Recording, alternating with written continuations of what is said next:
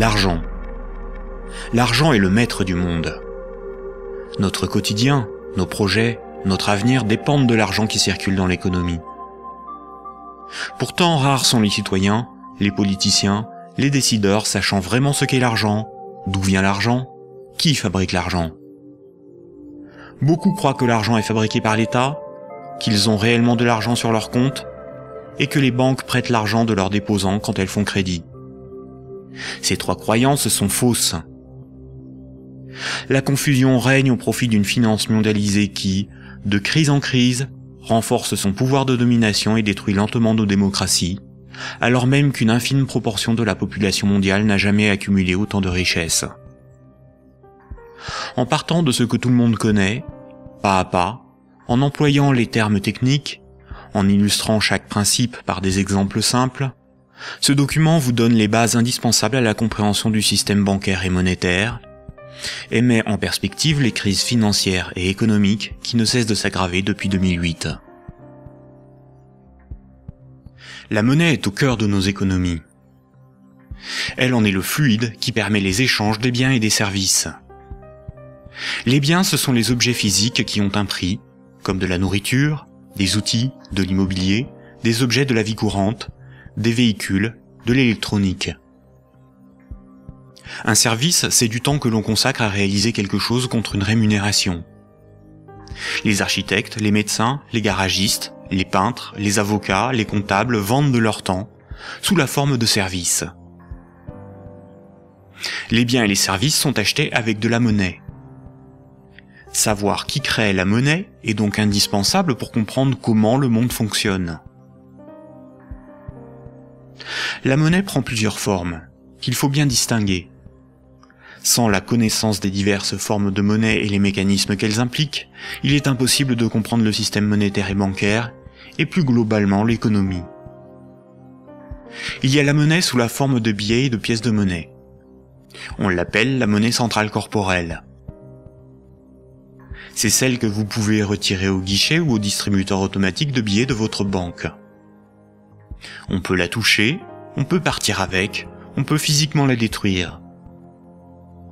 On l'appelle aussi monnaie manuelle, liquide ou espèce. Elle est fabriquée par la Banque centrale.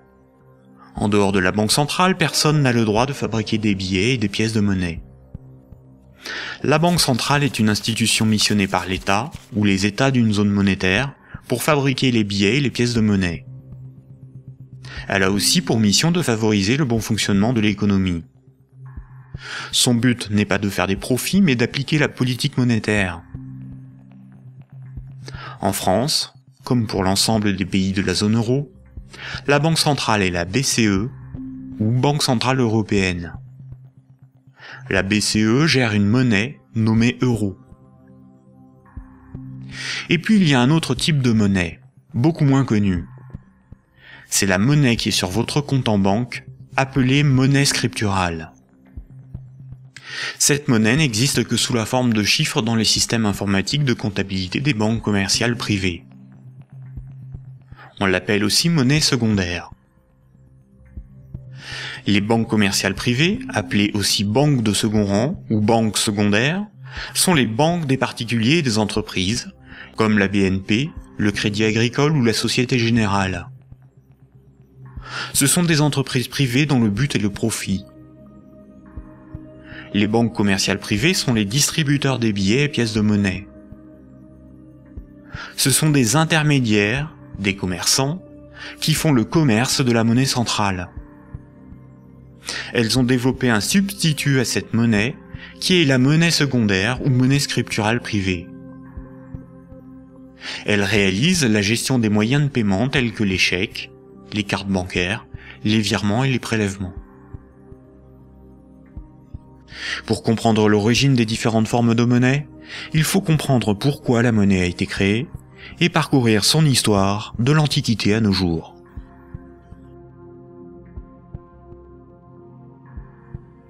L'histoire de la monnaie s'étale sur des milliers d'années. La plupart des gens pensent que la monnaie remplace le troc. Le troc est le fait d'échanger un bien contre un autre.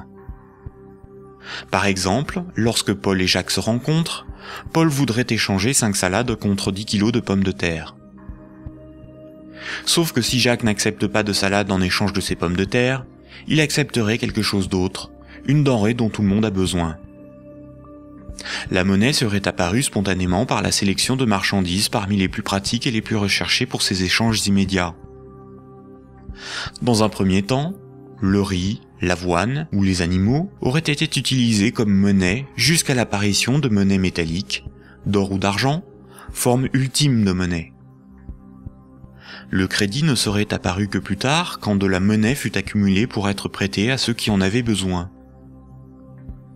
Malheureusement, cette hypothèse n'a strictement aucune réalité historique. Les historiens ne cessent de le répéter.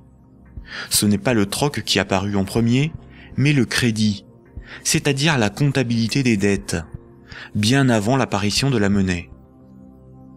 Le troc n'a pour ainsi dire quasiment jamais existé. Imaginons des paysans de l'Antiquité.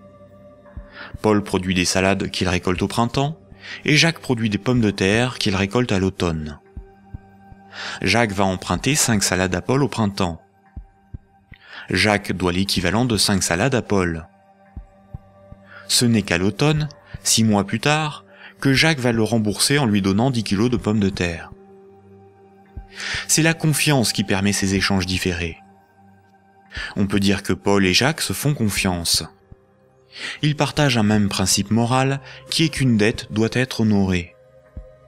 Cela leur permet de se faire crédit. Quand Jacques demande des salades à Paul, il se sent redevable envers Paul. Jacques ne sera libre que quand il aura remboursé Paul des jours, des mois, des années plus tard, car il a une dette envers lui. Les hommes pouvaient se prêter des outils, des animaux, s'échanger des biens, mais aussi des services.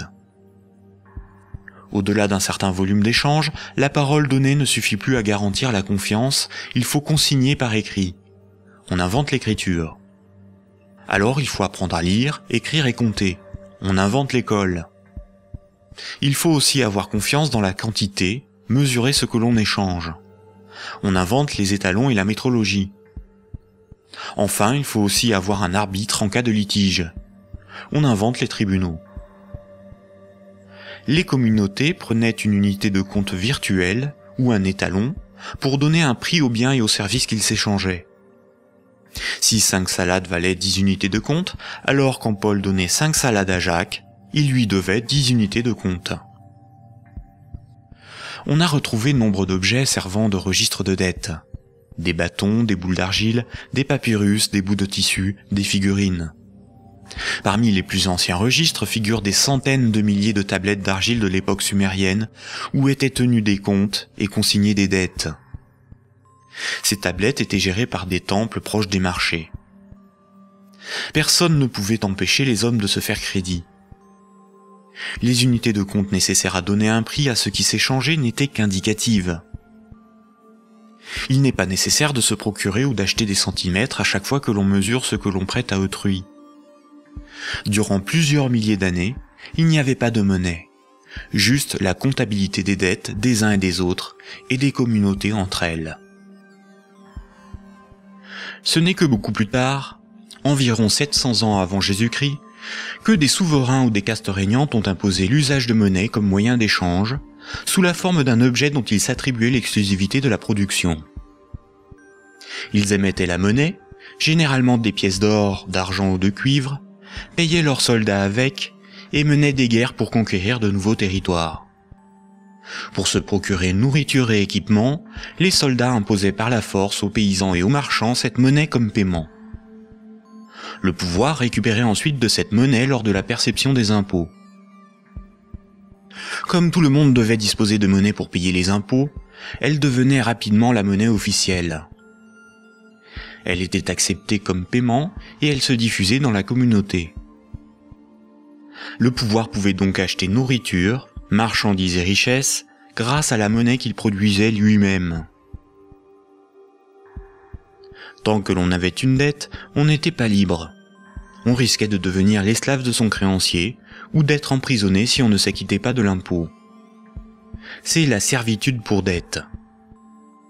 Et c'est pour ça qu'une monnaie employable pour payer une dette ou un impôt a un pouvoir libératoire. La monnaie a donc été créée par des castes régnantes, des souverains, pour extorquer une partie de la production des populations, vivre et s'enrichir sans travailler. C'est par ce principe que des empires se sont bâtis. Historiquement, le troc n'était pratiqué que durant les périodes de chaos et de conflits, lorsque la monnaie venait à manquer. Au Moyen Âge, avec le développement du commerce, les métaux précieux comme l'or ou l'argent étaient devenus une monnaie internationale. Il était risqué de posséder et transporter ces métaux précieux. On risquait de se les faire dérober.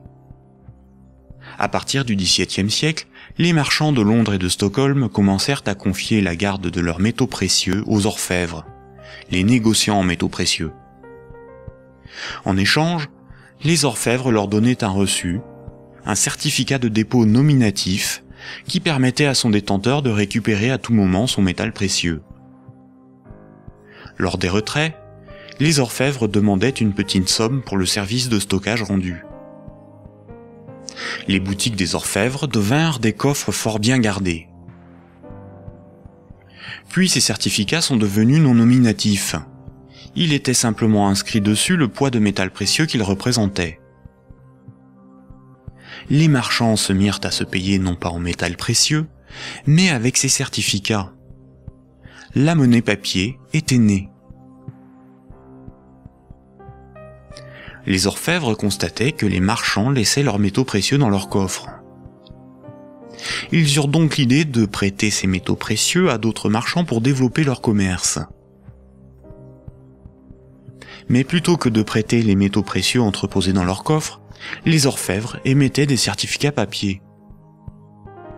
Quand les marchands remboursaient leurs dettes, ils rendaient les certificats et versaient un intérêt.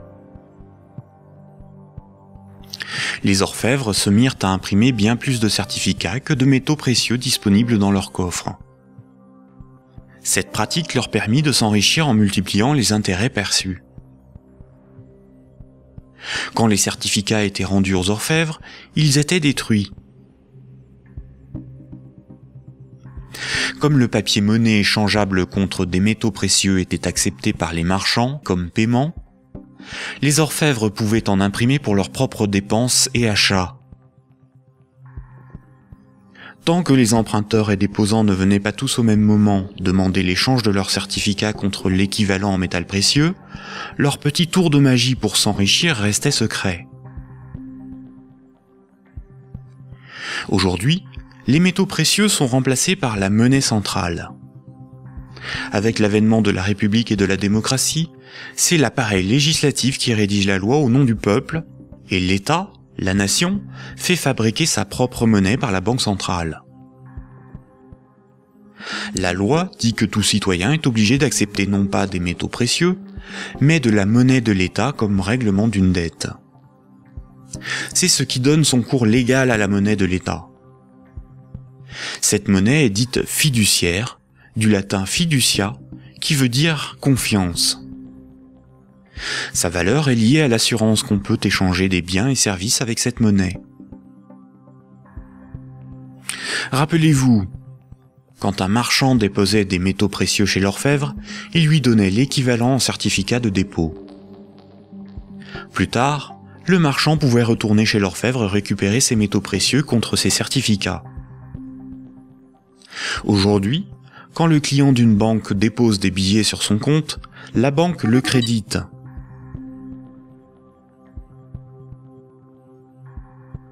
Il lui est possible de les retirer de son compte plus tard.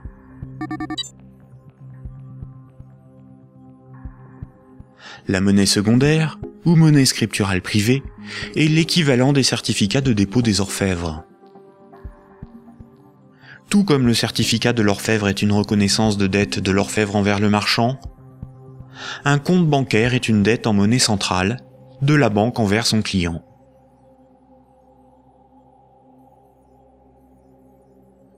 Du temps des orfèvres, quand les marchands se payaient en métaux précieux, c'est comme lorsqu'aujourd'hui, on paie les commerçants avec de la monnaie centrale, des billets de banque.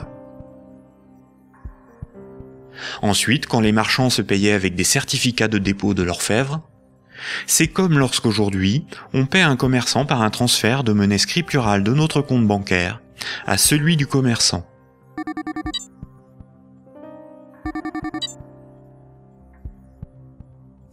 Rappelez-vous aussi que quand l'orfèvre faisait crédit, qu'il prêtait des métaux précieux, il émettait bien plus de certificats de dépôt que de métaux précieux disponibles dans ses coffres. Quand les marchands le remboursaient, il détruisait ces certificats. C'est la même chose aujourd'hui avec la monnaie scripturale privée. Quand une banque accorde un crédit, elle crée de la monnaie scripturale sur un compte à partir de rien. Et elle en crée bien plus qu'elle ne dispose de monnaie centrale dans ses coffres. Et quand son client rembourse son crédit, elle détruit la monnaie scripturale. C'est ce qu'on appelle la création monétaire et la destruction monétaire. La monnaie scripturale étant acceptée comme paiement, les banques peuvent aussi créer de la monnaie à partir de rien pour couvrir leurs dépenses et leurs achats. Les banques ont la possibilité de se faire crédit à elles-mêmes. On dit que les banques monétisent leurs dépenses. La monnaie centrale donne l'illusion au peuple que c'est l'État qui émet la monnaie, alors qu'en réalité, ce sont les banques commerciales privées qui ont ce privilège. Sans création monétaire par le crédit par les banques commerciales, il n'y aurait quasiment pas de monnaie en circulation. Les banques et les États sont comme les deux faces d'une même pièce. En effet, il faut d'abord que de la monnaie ait été créée par le crédit bancaire pour que l'État puisse en prélever par les impôts et les taxes. Et les banques ont besoin des États pour établir une législation protégeant ce privilège et faire appliquer cette législation par la justice et les forces de l'ordre. Nous allons détailler maintenant ces mécanismes bancaires et leurs nombreuses conséquences. Tout le monde a un compte en banque. C'est plus sûr et c'est plus simple que d'avoir chez soi une caisse remplie de billets de banque. Beaucoup de gens s'imaginent qu'un compte en banque est une boîte dans laquelle sont rangés des billets de banque. En réalité, la banque a une réserve unique de billets de banque et les comptes en banque n'ont aucune réalité physique. Ce sont juste des chiffres dans la comptabilité de la banque commerciale, ce sont des unités de compte. Lorsque vous allez au distributeur de billets, votre banque prend dans son stock de billets le montant que vous voulez retirer sur votre compte et vous les donne. Elle retranche ce montant à votre compte. Ainsi, vous avez le sentiment de prendre des billets sur votre compte en banque, alors qu'en réalité, la banque convertit des chiffres en monnaie centrale corporelle, c'est-à-dire en billets de banque, la monnaie de l'État.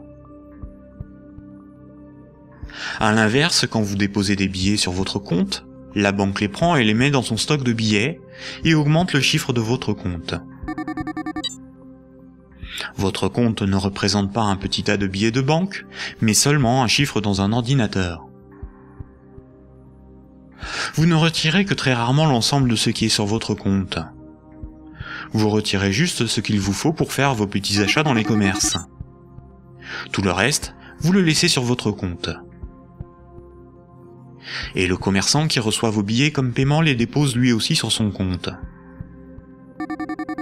De ce fait, tout le monde a plus d'unités de compte sous la forme d'un chiffre dans la comptabilité d'une banque privée que de billets de banque dans ses poches ou chez lui. La somme des unités de compte qui correspond au crédit de votre compte s'appelle un dépôt. Un compte en banque sur lequel il y a 1000 unités de compte, on appelle cela un dépôt de 1000 €. On a l'illusion qu'une banque a toujours dans son stock de billets de banque l'équivalent des dépôts qu'elle gère. En réalité, elle n'en a qu'une petite partie, et ceci lui est permis par le fait que ses clients ne viennent pas tous au même moment retirer en liquide ce qu'ils ont sur leur compte.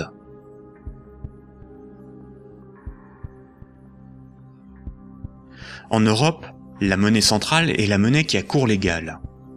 C'est la monnaie officielle des États de la zone euro, dont l'État français. C'est la monnaie exigée par l'État pour le paiement des impôts et des taxes. La loi oblige les citoyens à accepter les billets de banque comme moyen de paiement, et elle sanctionne sévèrement ceux qui fabriquent de faux billets. En revanche, la monnaie inscrite au crédit d'un compte bancaire n'est qu'une reconnaissance de dette de la banque envers le détenteur du compte. Rien de plus. La loi impose aux banques commerciales privées de convertir ces unités de compte en billets de banque à votre demande. C'est pour cette raison que les banques commerciales appellent ces chiffres des euros. Les chiffres inscrits sur votre relevé de compte sont appelés euros, alors qu'en réalité, ce ne sont pas des euros. Ces unités de compte sont converties en euros au moment où vous les retirez de votre compte. Votre banque vous doit bien des euros, et c'est pour cette raison qu'il est marqué euros sur votre relevé de compte. Ces unités de compte sont tolérées par la loi comme moyen de paiement. Quand vous payez au moyen d'un chèque bancaire, d'une carte bleue ou d'un virement, vous réalisez un simple transfert d'un chiffre de votre compte à un autre. Tout ce qui sert de moyen de paiement est une monnaie. C'est pour cette raison que ces unités de compte sont appelées monnaie scripturale, monnaie secondaire ou monnaie scripturale privée. On peut dire que chaque banque a sa propre monnaie, car chaque banque a sa propre comptabilité, gère ses propres chiffres, ses propres unités de compte. Toutes les monnaies privées sont convertibles en monnaie centrale corporelle. Elles ont toutes la même valeur. Mais la monnaie scripturale d'une banque commerciale privée n'est garantie que par la banque elle-même. Une banque commerciale étant une entreprise comme une autre, elle peut faire faillite. Si elle fait faillite, elle ne peut plus garantir sa monnaie privée, et par conséquent les montants des comptes bancaires de ses clients. Les unités de compte sur les comptes bancaires peuvent tout simplement disparaître. Imaginons que vous ayez 10 000 € en billets de banque, c'est-à-dire en monnaie centrale corporelle, en monnaie de l'État. Vous avez confiance dans sa valeur, car vous avez confiance en l'État. Vous prenez ces 10 000 € et vous les déposez sur un compte au Crédit Agricole. En réalité, vous donnez cet argent à la banque qui les met dans son petit stock de billets et crédite votre compte. Le chiffre sur votre compte n'est qu'une reconnaissance de dette de 10 000 €. Ce sont des unités de compte privées, car la banque est maintenant propriétaire des 10 000 € que vous lui avez donnés, et qu'elle va probablement mettre dans un distributeur de billets pour que d'autres clients puissent retirer du liquide. La loi dit simplement qu'à votre demande, à tout moment, la banque est tenue de convertir les 10 000 unités de compte en billets de banque. Et ce que vous ne savez pas, c'est que la banque n'a qu'une petite partie des montants des comptes de ses clients sous la forme de billets de banque. Gardez à l'esprit que moins de 7% de la totalité de la monnaie en circulation est sous la forme de billets et de pièces de monnaie qui ont cours légal. Ce que vous avez sur votre compte, ce n'est qu'une promesse de remboursement en euros, et non de véritables euros.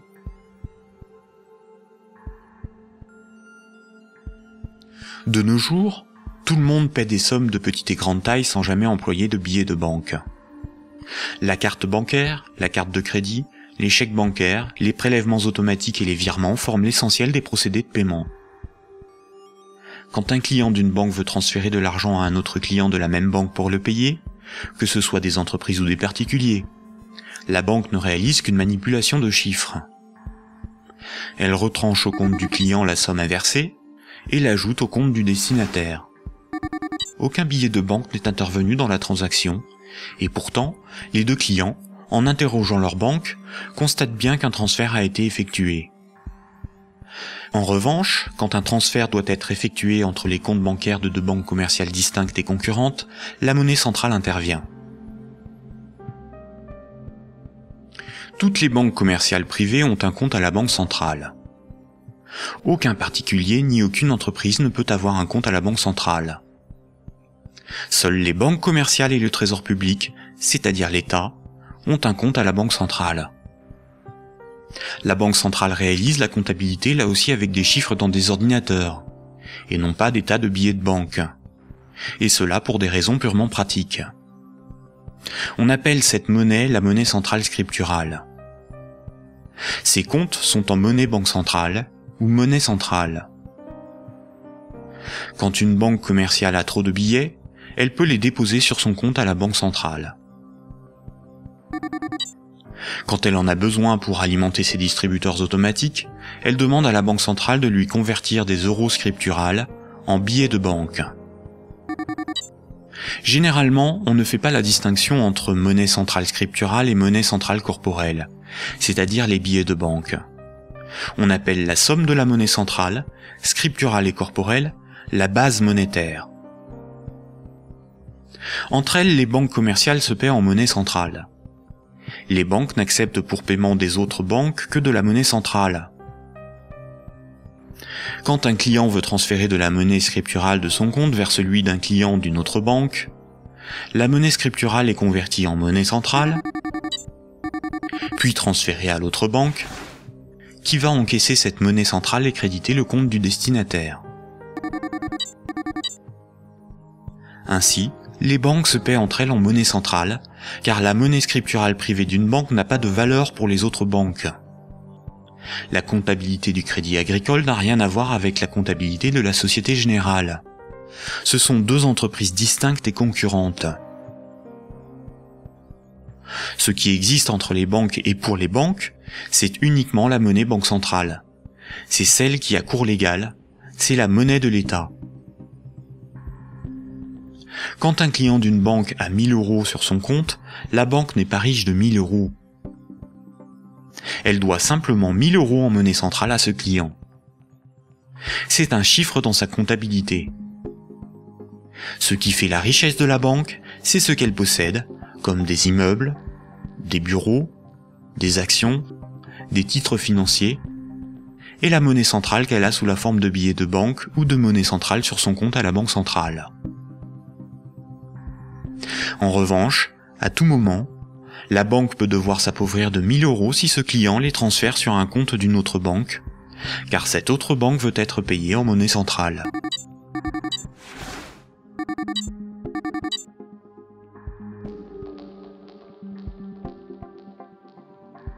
Les banques ne réalisent pas leur paiement en banque centrale à chaque fois qu'un transfert est réalisé. Un bilan des échanges est fait tous les jours. On appelle cela la compensation. Cette compensation est calculée par une chambre de compensation. Une chambre de compensation gère un système informatique enregistrant un très grand nombre de comptes en banque et de transactions, afin de faire le bilan des échanges entre les organismes financiers, dont les banques. La chambre de compensation la plus connue est Clearstream, à cause de l'affaire politico-financière qui porte son nom. Imaginons deux banques. Un client de la première banque paie 10 euros à un client de la seconde. Un client de la seconde paie 15 euros à un client de la première. À la fin de la journée, la compensation calcule un différentiel de 5 euros au profit de la première banque. Le paiement peut se faire directement par virement entre leurs comptes à la banque centrale.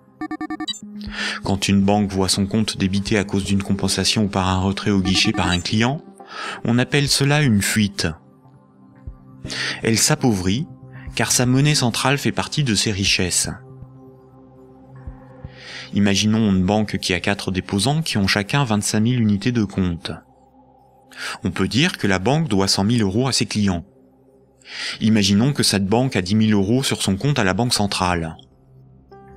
La banque est incapable de couvrir la fuite du montant total des comptes de ses clients.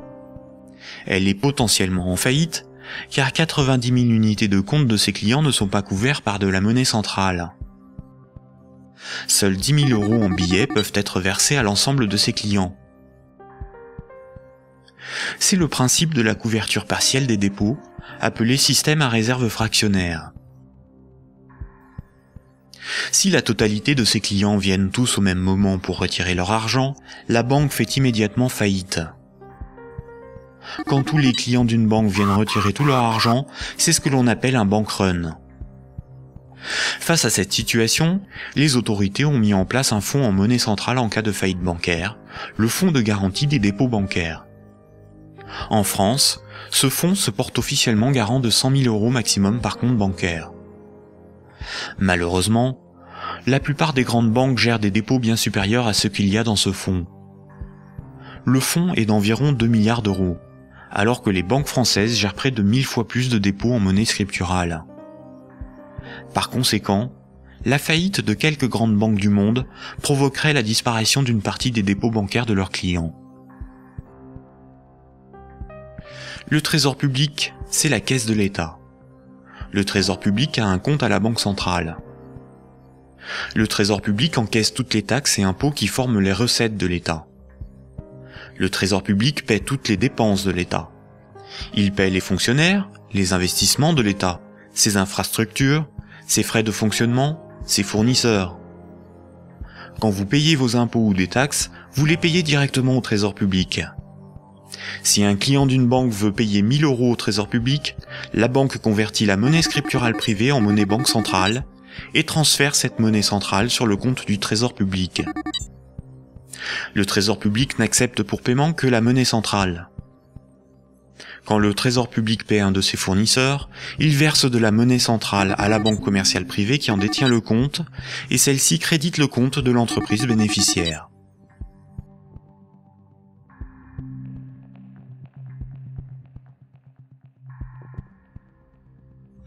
Récapitulons. Le système monétaire est basé sur 2 espaces monétaires distincts et isolés. L'espace de la monnaie centrale et l'espace de la monnaie scripturale privée. La monnaie centrale, c'est la monnaie de l'État. La monnaie centrale sert aux banques et au Trésor public pour se payer. La monnaie scripturale privée, ou monnaie secondaire, c'est la monnaie gérée par les banques commerciales privées. Les particuliers et les entreprises utilisent principalement cette monnaie. Quand un citoyen reçoit son salaire, c'est par transfert de monnaie scripturale privée. Sur son relevé de compte, il voit marqué euros, alors que ces euros n'existent pas. Le chiffre au crédit de son compte est une promesse de remboursement en euros. Or, si une banque fait faillite, elle ne peut plus honorer sa promesse vis-à-vis de ses clients. En France, les 2 premières banques gèrent plus de la moitié des dépôts bancaires.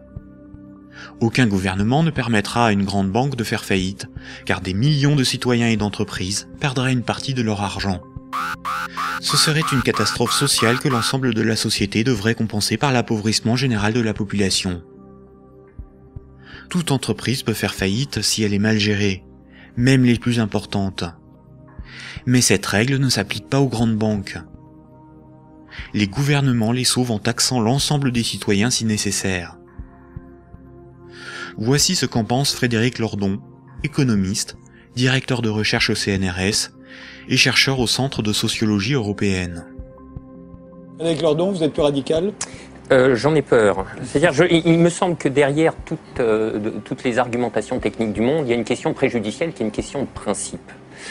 Alors je voudrais repartir des sauvetages de 2008-2009, parce qu'il me semble que celui qui se profile va avoir à peu près les mêmes propriétés. À propos de ces sauvetages bancaires, on peut dire non contradictoirement 2 choses. La première, c'est qu'ils étaient une nécessité impérieuse, et je dirais même vitale. Et la deuxième, c'est que cependant, ils ont été des scandales sans nom. Des scandales sans nom. Alors pourquoi ça a été un scandale ? Les gens le savent, alors ils sont un peu plus qu'échauffés, hein, je vous assure. On a sauvé les banques, on a sauvé la finance sans la moindre contrepartie, pas le plus petit commencement de réglementation d'activité financière ou de transformation des structures bancaires. Donc, si vous me passez l'expression, le corps social en a gros. Mais pour autant, il était une nécessité impérieuse de les sauver, pour une raison extrêmement simple, c'est que il faut que les gens essayent de se figurer l'ampleur des dévastations économiques et sociales qui suivent de la matérialisation d'un risque systémique. C'est dans le cadre de cette hypothèse que je me situe. On pourra peut-être y revenir tout à l'heure. C'est-à-dire l'effondrement total de toutes les banques.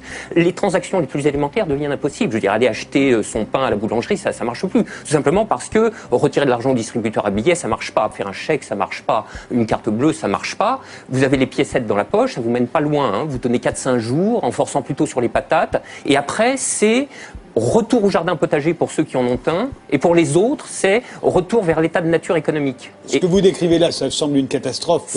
Oui, C'est la catastrophe ultime si les banques ne sont pas sauvées et qu'elles tombent toutes ensemble. Ça pourrait se produire d'après vous, ça? Alors pour moi, Grèce, oui. si vous voulez, c'est un événement qui est de l'ordre de l'impensable. C'est-à-dire, c'est un chaos social d'une telle ampleur qu'il me semble inconcevable que les États se désintéressent de la chose. Par conséquent, ils sont forcés de venir au secours de la finance, qu'ils le veuillent ou non. Et c'est exactement là que se noue le drame, si vous voulez. C'est dans cette articulation entre la nécessité impérieuse d'une part et le scandale de l'autre. Le corps social est forcé, par pouvoir public interposé, de venir au secours des banques, car si les banques calanchent, c'est le corps social qui calanche dans la semaine qui suit. Et forcément, les intérêts matériels de la population sont si intimement liés à la structure bancaire qu'il est impossible de la laisser crever. Et vous voyez donc là où est le problème, c'est que de par leur position très particulière dans la structure sociale du capitalisme, les banques sont les dépositaires de fait de deux biens publics vitaux pour une société marchande. Vitaux. Le premier, c'est les encaisses monétaires de la population, les dépôts, les épargnes. Je veux dire, si toutes les banques tombent, ceci s'évapore dans l'instant. Et c'est pas la peine de se gargariser avec le fonds de garantie des dépôts. Hein. Ça va si une banque ou deux tombe. Si la totalité s'écroule, le fonds saute comme un bouchon de champagne.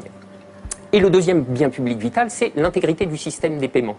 Et c'est parce que les banques ont capté ces biens publics qu'elles peuvent contraindre l'État, les corps sociaux à leur venir en aide. C'est quoi l'intégrité du système des paiements, C'est le fait que les banques sont les teneurs de compte, qu'elles les mouvementent, qu'elles les débitent, qu'elles les créditent, donc elles sont les opératrices. Absolument. C'est pas qu'elles les garantissent, c'est qu'elles opèrent très concrètement et très basiquement les transactions élémentaires. La gestion des moyens de paiement. Exactement. Voilà. Bon, alors, si vous voulez, là, il y a une situation de fait que les économistes appellent dans leur langage pluriel et amoral, mais dont le vrai nom est prise d'otage. Et celle-là, elle est colossale. Si vous voulez, chaque fois qu'il y a un mouvement social dans les transports ou le ramassage des ordures, on vous bassine avec la prise d'otage des syndicats. Mais ça, c'est une prise d'otage, mais cosmique. C'est énorme.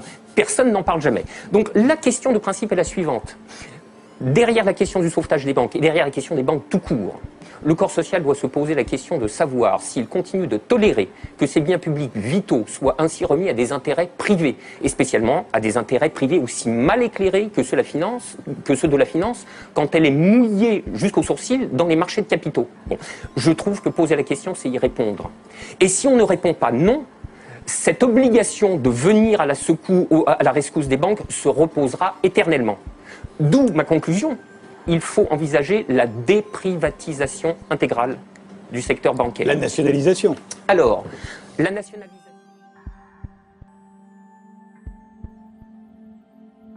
On constate que quand les dirigeants et actionnaires des grandes banques touchent des bénéfices, ceux-ci s'enrichissent. Mais quand les grandes banques sont en difficulté, ce sont les États, c'est-à-dire l'ensemble des citoyens, qui les sauvent. Cela résume l'adage désormais bien connu: les banques privatisent leurs gains et socialisent leurs pertes.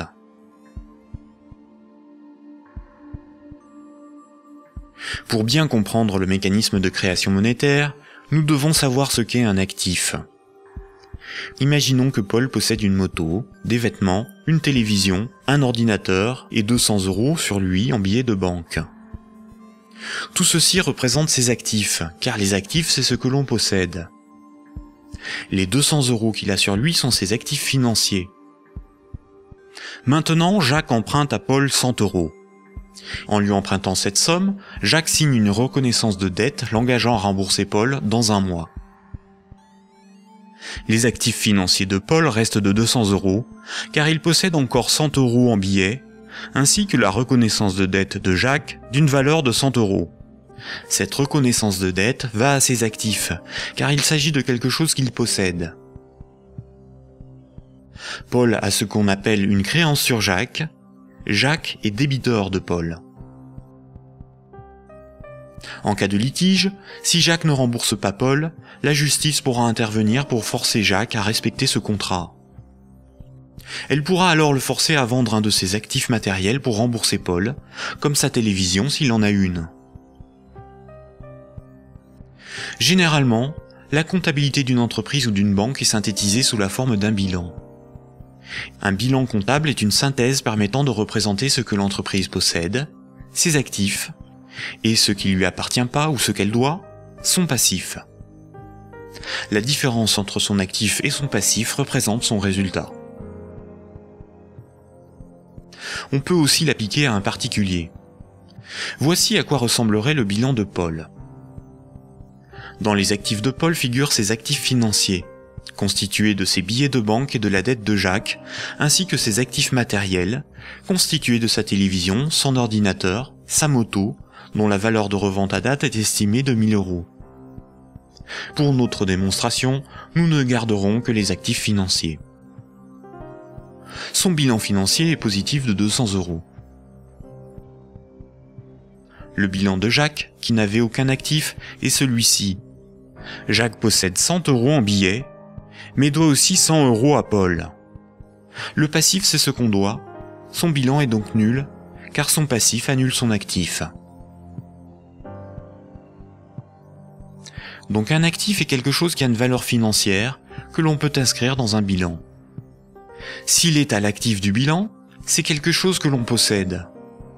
S'il est au passif du bilan, c'est quelque chose qui ne nous appartient pas et que l'on doit à quelqu'un d'autre. Imaginons maintenant que Nicolas, qui a 300 € en billets de banque, propose à Paul de lui racheter sa créance sur Jacques. Il va donc pour cela lui donner 100 € et modifier le bénéficiaire du contrat de sorte que Jacques doive maintenant la somme non plus à Paul, mais à Nicolas. Voici à quoi ressemblerait le bilan de Paul. On constate que Paul a retrouvé ses 200 € en billets de banque. Son bilan financier est positif de 200 €. Le bilan de Jacques, qui n'avait aucun actif, n'a pas changé. Son bilan est toujours nul. Le bilan de Nicolas, qui avait 300 € d'actifs, est maintenant celui-ci. Il reste à Nicolas 200 € en billets de banque et la reconnaissance de dette de Jacques, qui a une valeur, à terme, de 100 €. Le bilan de Nicolas est positif de 300 €. Lorsque Jacques devait 100 € à Paul, Paul prenait le risque que Jacques ne le rembourse pas. Quand Paul a vendu la reconnaissance de dette à Nicolas, c'est Nicolas qui prend le risque de n'être pas remboursé par Jacques. C'est un transfert de risque sur une créance. Si Jacques ne rembourse pas sa dette, le bilan de Nicolas peut perdre jusqu'à 100 €. On dit alors que Jacques fait défaut sur tout ou partie de sa dette. Nicolas perdrait 100 € sur son bilan, correspondant à la créance que Jacques n'a pas honorée. Nous voyons donc qu'une créance peut être un actif et peut être revendue au même titre qu'une moto ou des vêtements. Les actifs matériels ont une valeur estimative. Certains actifs matériels perdent de leur valeur avec le temps. C'est le cas d'un ordinateur ou d'une moto. Ils ne peuvent pas facilement être employés pour régler des dettes. En revanche, les actifs financiers ont une valeur connue. La créance sur Jacques ou les billets de banque ont des valeurs fixes. Le bilan d'une banque se présente comme le bilan de n'importe quelle entreprise. La banque a des actifs qui sont ses richesses, ce qu'elle possède, et un passif qui représente ce qui ne lui appartient pas, ses dettes. Nous avons vu que le crédit d'un compte bancaire d'un client est une dette de la banque envers celui-ci. Les dépôts correspondant au compte bancaire de ses clients sont donc enregistrés au passif de son bilan. Si on lit ce bilan, on comprend que la banque doit au total 600 € à ses clients. Imaginons qu'un de ses clients, Paul, a un dépôt de 100 unités de compte. Voici le bilan de la banque. Elle doit 100 € à Paul, ce qui correspond au dépôt que Paul a réalisé sur son compte. Ce compte en banque est dit à vue, c'est-à-dire que Paul peut tout de suite utiliser ses unités de compte pour un paiement. Paul souhaite emprunter 1000 € à sa banque. La banque établit le contrat de prêt qu'elle lui fait signer. Ce contrat l'engage à rembourser la banque selon un échéancier précis.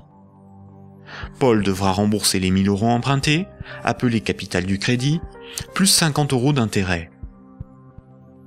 Pour créditer le compte de Paul, la banque ne prend pas les dépôts d'autres clients pour lui donner. Elle augmente simplement le chiffre inscrit sur son compte bancaire. Elle crée des unités de compte à partir de rien. La banque ne doit plus 100 € à Paul, mais 1100 €. Le contrat de prêt de Paul apparaît sur son bilan comme quelque chose qu'elle possède. Cette créance sur Paul est à son actif. Les comptes des autres clients n'ont rien à voir avec cette opération. On dit que la banque a monétisé la créance sur Paul.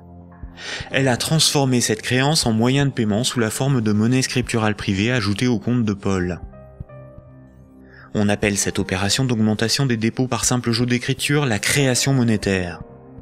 On parle de création monétaire ex nihilo, ce qui veut dire à partir de rien.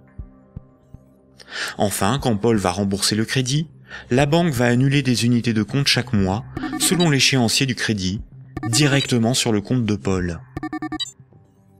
Cette annulation est appelée destruction monétaire. Elle diminue la somme qu'elle lui doit. Simultanément, dans son bilan, la somme restant à rembourser diminue aussi. La banque prend le risque que Paul n'arrive pas à rembourser le crédit, qu'il soit insolvable.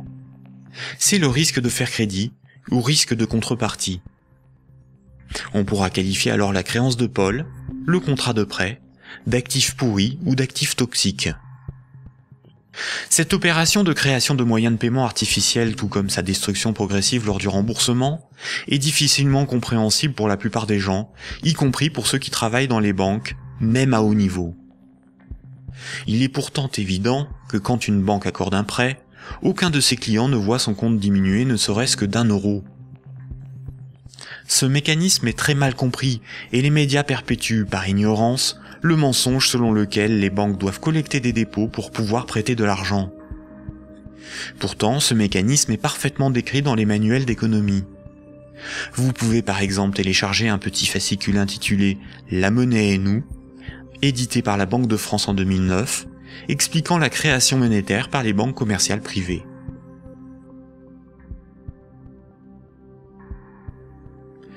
La création et la destruction monétaire peuvent être résumées par une simple phrase. Ce sont les crédits qui font les dépôts, et non les dépôts qui font les crédits. Cette phrase permet de se rappeler que la totalité de la monnaie en circulation sur nos comptes en banque ou dans nos poches est créée par le crédit bancaire. Quand une banque accorde un crédit à un de ses clients, elle crée de la monnaie scripturale privée en augmentant le solde du compte de celui-ci. Elle ne créait pas des euros, mais des unités de compte convertibles en euros. Plus il y a de crédits accordés par les banques, plus il y a de dépôts, de billets et de pièces de monnaie. La totalité de la monnaie en circulation dans l'économie représente ce qu'il reste à rembourser des crédits contractés. Quand Paul achète une automobile à crédit, il paie tout de suite le vendeur avec la monnaie créée. 2 jours plus tard, le vendeur achète une télévision, des livres et un ordinateur. Les vendeurs de la télévision, des livres et de l'ordinateur vont eux aussi réaliser des achats. Paul n'a pas commencé à rembourser son crédit que la monnaie circule déjà dans l'économie. Le nombre de fois dans une année qu'une unité de compte va servir de paiement est appelé vitesse de circulation de la monnaie ou vélocité de la monnaie. 100 unités de compte échangées 10 fois pour des paiements représente 1000 € de paiement. L'argent qui circule de compte en compte est donc en réalité une dette qui circule. Les billets et pièces de monnaie en circulation sont une conversion de monnaie scripturale privée créée lors des crédits. Chaque unité de monnaie scripturale sur nos comptes bancaires et chaque billet ou pièce de monnaie dans nos poches a été créé lorsqu'un particulier, une entreprise ou un État a emprunté de l'argent à une banque.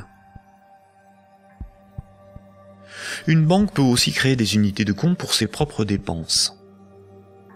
Pour cela, une banque ouvre un compte pour chacun de ses salariés ou fournisseurs. Ensuite, elle crée des unités de compte à partir de rien sur ses comptes. C'est comme cela que les banques assument leurs charges ou réalisent des investissements. On dit que la banque monétise ses frais de fonctionnement ou ses achats. Quand elle paie un employé ou un fournisseur par création monétaire, la banque ne fait rien de plus que de se créer une nouvelle dette envers celui-ci.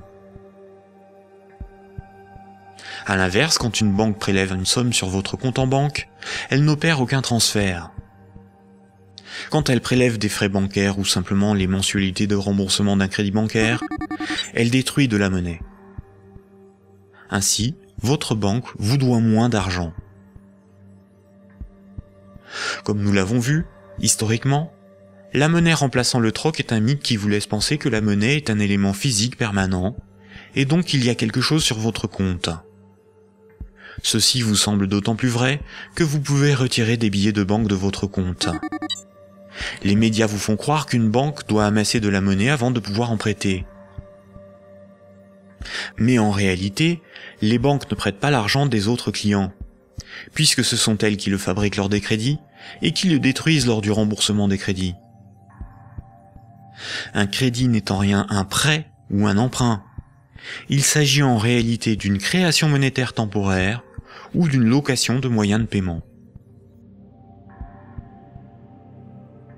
Récapitulons. La monnaie scripturale privée est créée par les crédits, à partir de rien. Cette monnaie est détruite lors du remboursement des crédits. Ceci sous-entend une création-destruction simultanée et concurrente qui détermine une masse de monnaie scripturale privée en circulation, que l'on appelle masse monétaire. C'est similaire à la population d'un pays qui varie en fonction des décès et des naissances.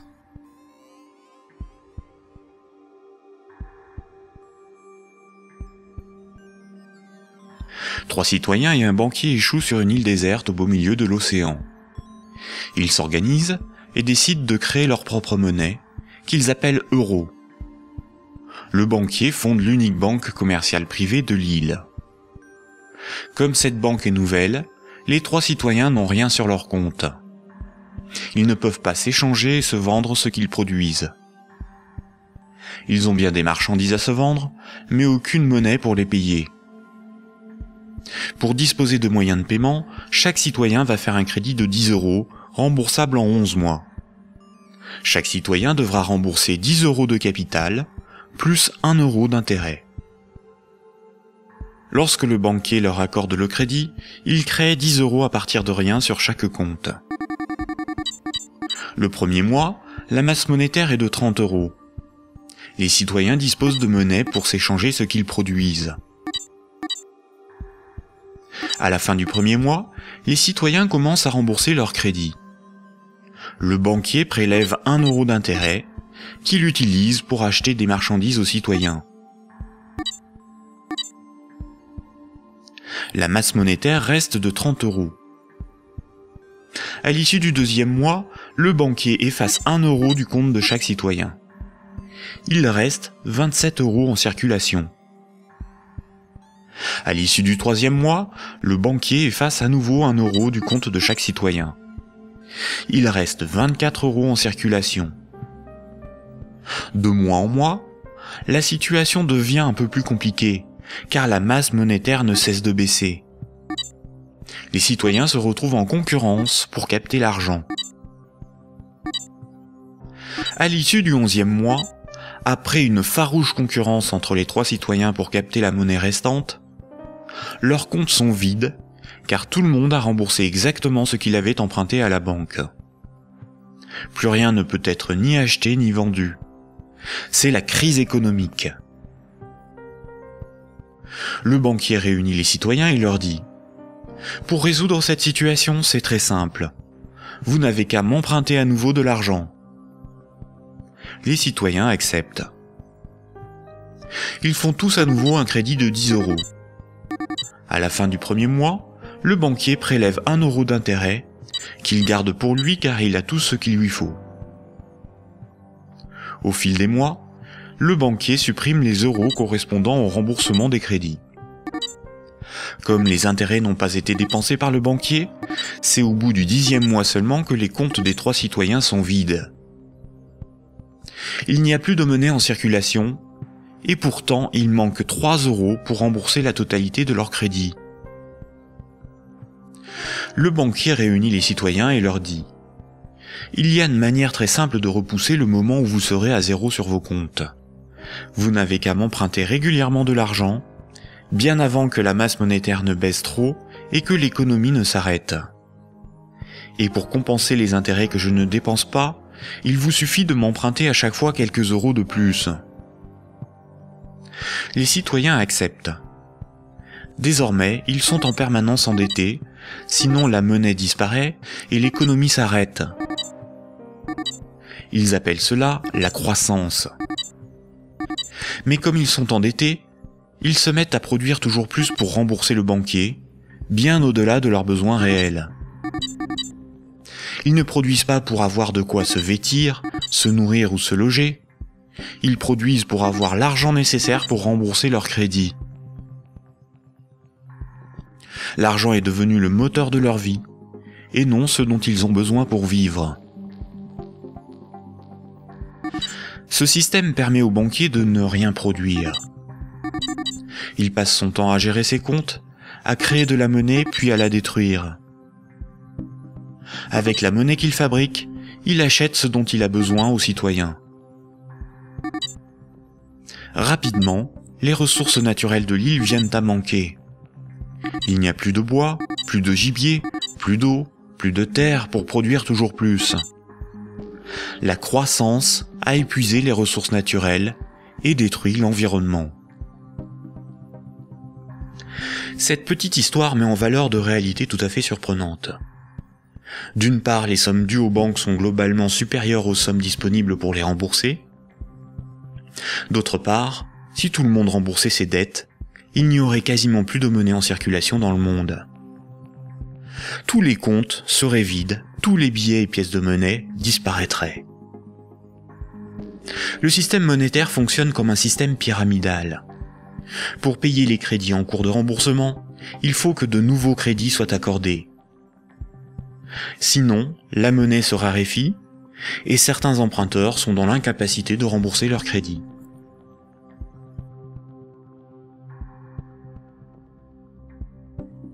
Pour les citoyens et les entreprises, la monnaie s'achète comme toute autre marchandise. Les banques louent la monnaie qu'elles fabriquent, et le prix de cette location est de la monnaie supplémentaire qu'elles sont les seules à fabriquer. Observons l'évolution de la masse monétaire dans la zone euro. Ce qui apparaît tout de suite, c'est son évolution exponentielle. La masse monétaire est composée de ce qu'on appelle des agrégats monétaires, nommés M1, M2 et M3. En orange, c'est la monnaie circulante. C'est la monnaie qui est sur les comptes à vue, utilisée pour des paiements, ainsi que la monnaie sous la forme de billets et de pièces de monnaie. Les comptes à vue servent à l'économie réelle. C'est là que sont versés les salaires, réalisés les paiements avec les cartes bancaires, les chèques, les virements, pour les échanges de biens et de services. C'est la monnaie qui sert l'économie réelle. En vert, ce sont les dépôts dits à terme, ou comptes à terme. Ce sont des comptes d'épargne rémunérés, des comptes à préavis, des livrets comme le livret A, certains placements financiers, où une partie de la monnaie scripturale est bloquée par les particuliers pour un certain temps. C'est de l'argent qui fait un peu d'argent. En violet, ce sont les placements à long terme, plutôt destinés aux entreprises. Les comptes à terme et les placements bloquent la monnaie.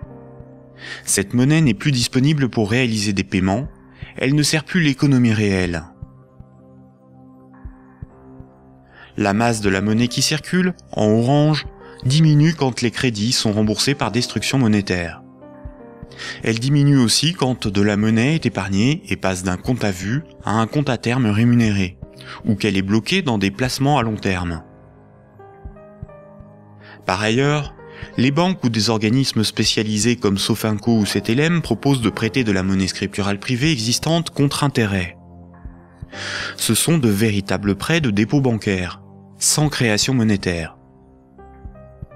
Ils représentent environ 40% des prêts de monnaie. L'industrie financière permet ainsi à de riches épargnants de ne plus travailler du tout. Ces épargnants peuvent ponctionner sur la masse monétaire circulante de la monnaie que les moins riches et les entreprises produisent par le crédit. Leur capital augmente progressivement en capturant de la monnaie créée par le crédit. La baisse de la masse monétaire circulante oblige les particuliers et les entreprises à emprunter perpétuellement pour la compenser. Quand un client d'une banque obtient un crédit, la nouvelle monnaie se retrouve sur un compte à vue. Elle est dépensée pour des achats et va voyager de compte en compte au fil des paiements, jusqu'au moment où elle servira au remboursement d'un crédit et sera détruite. Si la destruction monétaire est plus importante que la création monétaire, il s'ensuit une contraction de la masse monétaire. L'économie est en danger. La consommation baisse, cela provoque des faillites, certains doivent vendre de leurs richesses pour se procurer de l'argent, et il devient plus difficile de rembourser les crédits. Et si les emprunteurs n'arrivent plus à rembourser leurs crédits, ce sont les banques qui se retrouvent en difficulté. Les économistes et les politiciens sont condamnés à appeler de leur vœu la relance de la consommation pour assurer une demande de crédit perpétuelle. Car sans crédit, la monnaie disparaît. Rappelez-vous, tous les jours, la compensation calcule ce que les banques commerciales privées se doivent. Les banques règlent leurs dettes en monnaie centrale. Quand une banque se procure de la monnaie centrale, on appelle cela le refinancement. Elles ont plusieurs possibilités.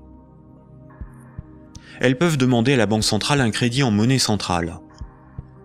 Pour cela, elles déposent des titres financiers en garantie, par exemple des obligations d'État, et la banque centrale crédite leurs comptes. C'est à ce moment-là que la monnaie centrale est créée. Le taux d'intérêt qu'applique la banque centrale lors de ces crédits est appelé taux directeur. Cette monnaie centrale peut être convertie en billets de banque. Mais la plupart du temps, les banques commerciales privées se prêtent entre elles de la monnaie centrale ou se font crédit. Elles peuvent pour cela se faire confiance ou se donner là aussi des titres financiers comme garantie. C'est ce qu'on appelle le marché interbancaire.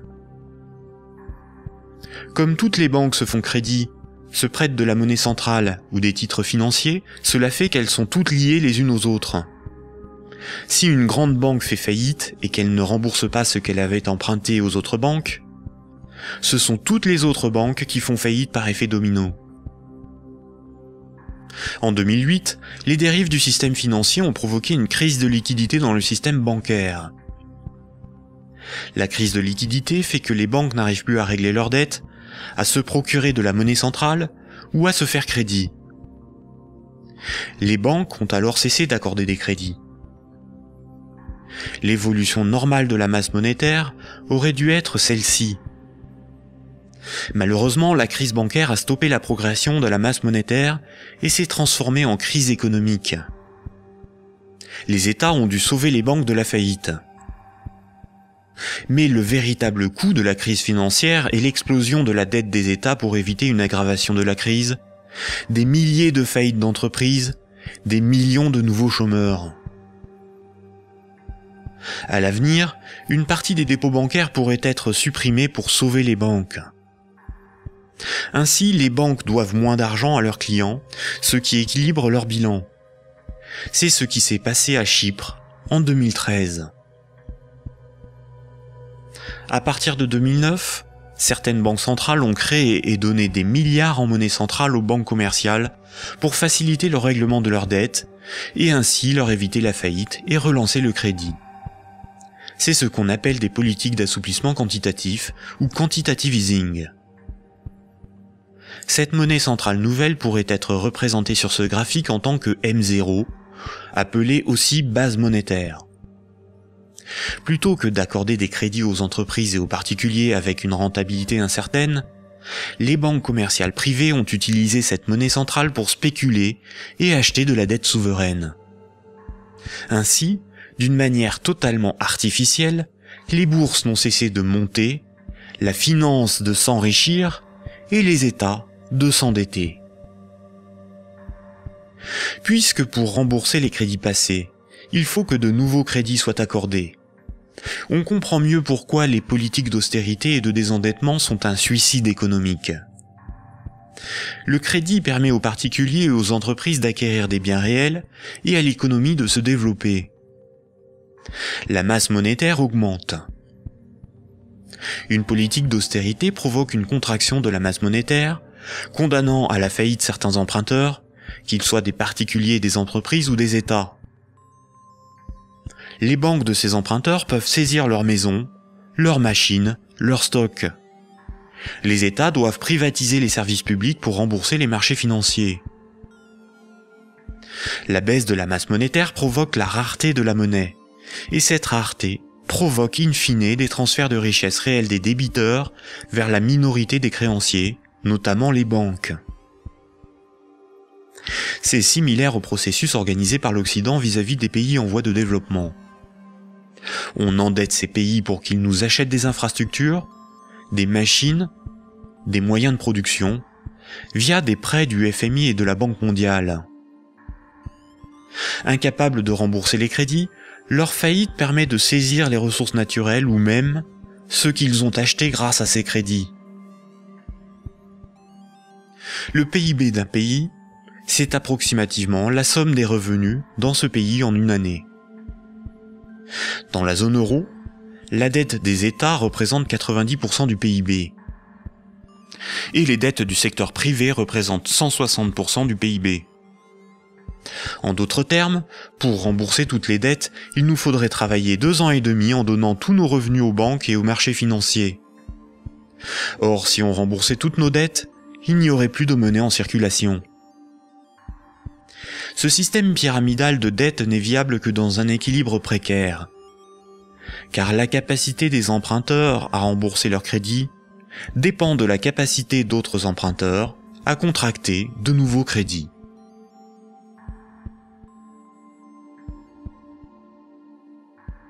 La fructification du capital, ou ce qu'on appelle l'usure, est le fait de toucher des intérêts sur de l'argent que l'on a et que l'on prête. Imaginons un pays où 10 citoyens ont tous 10 euros. Si l'un d'eux prête ces 10 euros avec 10% d'intérêt, il va lui être remboursé 11 euros. S'il le fait 10 fois, les autres citoyens de ce pays auront perdu chacun 1 euro. S'il le fait 90 fois, il possédera les 9/10 des richesses du pays, sans avoir travaillé. C'est son capital qui travaille, pas lui. C'est déjà une situation moralement difficile à justifier. Si l'usure permet aux riches de concentrer de la monnaie, les banques ont le privilège de la création de cette monnaie. Quand une banque veut acheter un immeuble, elle crée la monnaie nécessaire à l'acheter. Pour pouvoir créer de la monnaie, une banque doit simplement veiller à ce que ses actifs, ce qu'elle possède, lui permettent de payer les autres banques. Si les banques peuvent créer de la monnaie à partir de rien pour leurs achats, les entreprises, les particuliers et les États doivent d'abord en épargner, ou bien demander à une banque de lui en louer par un crédit.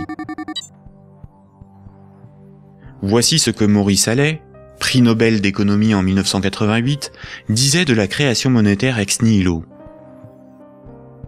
Dans son essence, la création de monnaie ex nihilo actuelle par le système bancaire est identique, je n'hésite pas à le dire pour bien faire comprendre ce qui est réellement en cause, à la création de monnaie par les faux monnayeurs, si justement condamnés par la loi.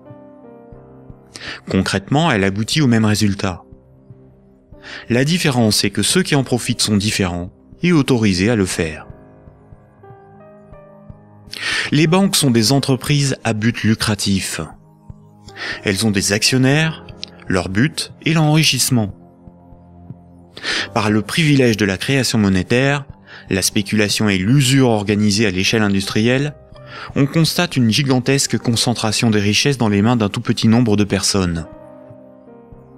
Quand on parle de richesse, il ne faut pas penser à de l'argent, mais à de l'immobilier, des infrastructures, des propriétés, des entreprises, bref, ce qui a réellement de la valeur. Des chercheurs suisses ont extrait d'une base de données de l'OCDE un groupe de 147 entreprises financières qui ont le contrôle des 20 000 plus grandes entreprises du monde. Et un plus petit groupe forme le noyau dur de ces maîtres du monde. Sans surprise, les banques, et plus globalement le monde de la haute finance, notamment anglo-saxonne, contrôlent directement ou indirectement la plupart des grandes entreprises du monde. 1% de la population possède 46% du patrimoine mondial. Ce mouvement de concentration des richesses s'est accentué dans les années 70. Le néolibéralisme consacre la loi du marché comme dogme économique. Il prône la libre circulation des capitaux, des marchandises et des personnes à l'échelle mondiale, et une concurrence libre et non faussée. L'efficience des marchés serait l'avenir de l'homme. Dans cette perspective, les États sont des obstacles à la dérégulation financière. Avant les années 70, l'État français pouvait se financer à taux fixe et avantageux par un dispositif appelé le circuit du trésor. La Banque centrale pouvait faire des avances significatives à l'État. À partir des années 70, ce dispositif a été démantelé. Les États ont été obligés de se financer sur les marchés financiers, avec un taux variable en fonction de l'offre et de la demande. Par ailleurs, l'industrie financière organise la fuite des bénéfices et fortunes dans les paradis fiscaux. Pour le seul État français, le manque à gagner sur les recettes fiscales est estimé entre 50 et 80 milliards d'euros chaque année, soit plus que les recettes de l'impôt sur le revenu. En d'autres termes, l'État est contraint d'emprunter aux marchés financiers, c'est-à-dire aux banques et aux clients des banques, ce qu'elle ne leur prend pas sous la forme d'impôts et de taxes, et de leur payer pour cela un intérêt supplémentaire. Sans les intérêts imposés par les marchés financiers, l'État français n'aurait pas dû payer plus de 1500 milliards d'euros d'intérêts en 30 ans. La totalité de l'impôt sur le revenu est consacrée au seul remboursement des intérêts de la dette. Si les financiers prêtent aux États, c'est parce que les États ont le droit de lever autant d'impôts que nécessaire pour les rembourser, et d'utiliser la justice et les forces de l'ordre pour faire payer les contribuables. La création monétaire est aussi appelée planche à billets, même quand il s'agit de monnaie scripturale privée créée par le crédit. C'est un terme péjoratif faisant référence à l'impression de billets de banque par l'État.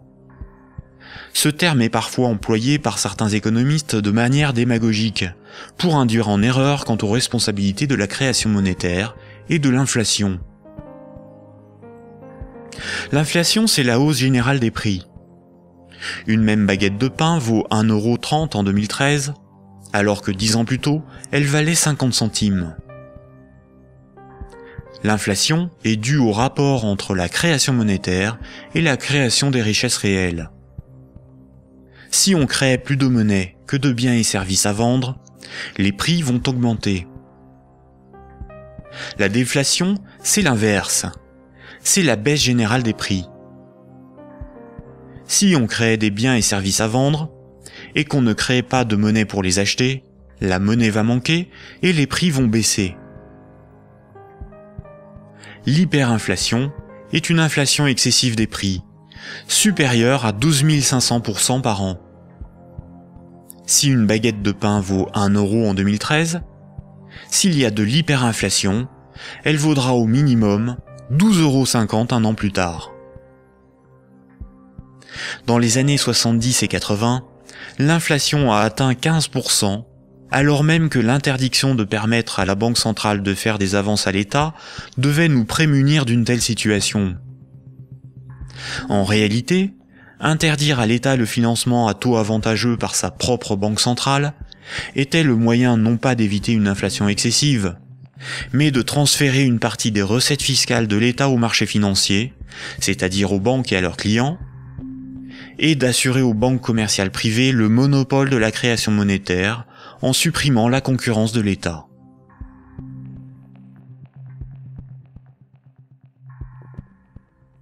Voici ce qu'on pouvait lire en 1924, avant la Grande Dépression de 1929, dans le magazine de l'Association des banquiers des États-Unis. Le capital doit assurer sa propre protection par tous les moyens possibles, grâce à la coalition et à la législation. Les dettes doivent être collectées et les hypothèques exercées le plus rapidement possible. Lorsque les personnes ordinaires perdent leur maison à travers le processus de la loi, elles deviennent plus dociles et peuvent plus facilement être dirigées grâce au bras fort du gouvernement représenté par les principaux acteurs financiers et par une puissance centrale due aux richesses. Ces vérités sont bien connues de nos principaux intervenants, qui s'appliquent désormais à créer un impérialisme permettant de gouverner le monde. En divisant les votants grâce au système de partis politiques, nous les manipulons afin qu'ils dépensent toute leur énergie pour des problèmes n'ayant aucune importance. C'est donc grâce à une action discrète que nous garantirons la pérennité de ce que nous avons si bien planifié et accompli. Rappelez-vous, dans l'Antiquité, la monnaie physique a été inventée par des souverains pour lever des armées, conquérir de nouveaux territoires et instaurer une dépendance des peuples à la monnaie par la levée des impôts. Toutes les dettes devaient être réglées avec la monnaie du souverain. Cela lui permettait d'acheter les richesses aux populations avec la monnaie qu'il fabriquait lui-même. Une seule et même organisation gérait la fabrication de la monnaie, les armées, la législation, la justice et les forces de l'ordre. Aujourd'hui encore, la monnaie reste un instrument de domination et un élément clé de la géopolitique. Le siècle dernier a été celui du dollar américain. Le dollar américain est de loin la monnaie la plus répandue sur Terre. Le budget militaire américain est égal aux dépenses militaires de tous les autres pays réunis. Tous les ans, ce budget est voté par le Congrès et généreusement financé par la Banque fédérale américaine. Fondée en 1913, la Banque fédérale américaine est une banque privée et non une institution publique. La force militaire permet aux États-Unis d'assurer le statut de monnaie de réserve mondiale au dollar américain et de l'imposer dans le commerce international. Avant les attentats du 11 septembre 2001, les pays clés indépendants du système monétaire anglo-saxon étaient l'Afghanistan, l'Irak, le Soudan, la Libye, la Syrie, Cuba, la Corée du Nord, la Somalie et l'Iran. Les États-Unis et leurs alliés ont attaqué l'Afghanistan, l'Irak et la Libye. En Libye, une banque centrale opérationnelle a été créée par les soi-disant rebelles avant même que la guerre ne soit finie. Le colonel Kadhafi, Saddam Hussein et Kennedy ont en commun d'avoir défié la domination du dollar américain du cartel de banques privées qui dirige la Banque fédérale américaine.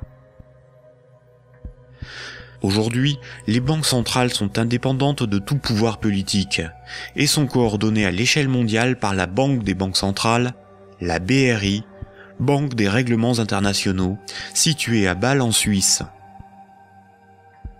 Ce n'est pas une institution publique, elle n'a aucun mandat, ses membres ne sont pas élus, et pourtant c'est probablement le cœur du futur gouvernement mondial.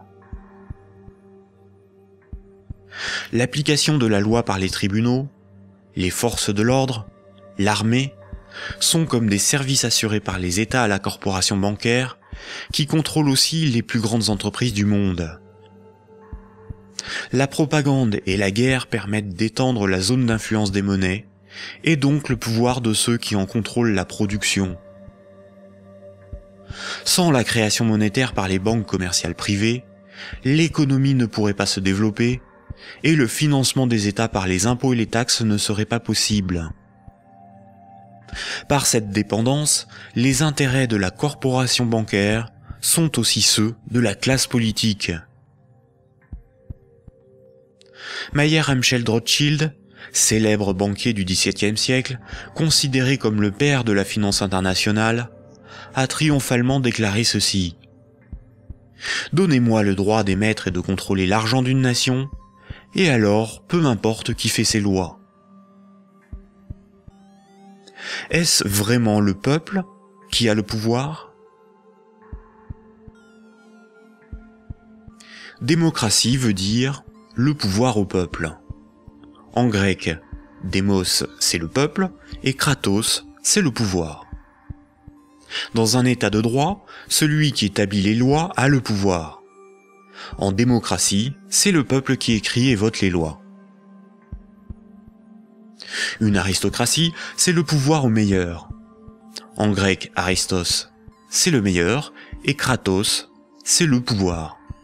En aristocratie, ce sont les meilleurs qui ont le pouvoir et établissent les lois. Une oligarchie, c'est le pouvoir à un petit nombre. Oligos, c'est un petit nombre. En oligarchie, c'est un petit nombre qui a le pouvoir. En France, nous sommes sous un régime dénommé gouvernement représentatif. Tous les 5 ans, on demande au peuple d'élire ses représentants parmi un groupe d'hommes politiques, dénommé classe politique. Les représentants écrivent et votent les lois, pas le peuple. Nous sommes donc dans une oligarchie. Historiquement, le terme de démocratie pour désigner le gouvernement représentatif a été employé dans les années 1830 pour tromper l'opinion publique et faire croire au peuple qu'il a le pouvoir. Ce mensonge perdure encore de nos jours. Si nous étions en démocratie, nous voterions nous-mêmes les lois, par des votations ou des référendums, et nous pourrions aussi en écrire, en proposer. En France, les représentants du peuple sont des politiciens de carrière, pour beaucoup fonctionnaires et issus de classes supérieures, âgés de 60 ans en moyenne. Ils ne sont en rien représentatifs du peuple français. Une fois les représentants élus parmi l'oligarchie de la classe politique, les électeurs n'ont aucun contrôle sur la politique menée et la législation établie. Les représentants votent selon leurs opinions, leurs intérêts, leur complicité ou leur carrière politique. Ils sont la cible de groupes d'intérêts qui influencent leur vote. Les textes de loi sont dans 9 cas sur 10 rédigés par de hauts fonctionnaires non élus. Donner le pouvoir à un groupe d'hommes issus d'une oligarchie, ce n'est pas avoir le pouvoir, c'est désigner ses maîtres. Les partis politiques, apparus dans les années 1840, étaient un moyen de canaliser l'insatisfaction des électeurs dans des oppositions et des conflits sans conséquences. Car si les lois étaient votées par le peuple, ce qui définit la démocratie, il n'y aurait pas de manifestations, pas de grèves, pas de mécontentement ou de troubles sociaux. Le peuple serait souverain. Durant la Révolution, les riches avaient bien plus à perdre que les pauvres. Voltaire, figure emblématique des Lumières, disait ceci: un pays bien organisé est celui où le petit nombre fait travailler le grand nombre, est nourri par lui, et le gouverne. Si le pouvoir était donné au peuple, il aurait défendu ses intérêts propres au détriment de la minorité des riches, des notables et des banquiers. Écoutons le philosophe Alain Badiou parler de la démocratie actuelle. Voyez-vous, Alain Badiou, c'est ce que nous avons trouvé de moins mauvais pour choisir nos dirigeants. Oh, la théorie du moins mauvais, ça, vous savez, la théorie du moins mauvais ne peut pas impressionner le philosophe que je suis. Elle a beaucoup servi pour justifier le moins pire par rapport au plus pire, par exemple. C'est Churchill qui a inventé cette histoire, qui a consisté à dire que la démocratie, c'était le pire de tous les régimes, à l'exception de tous les autres. Il avait raison?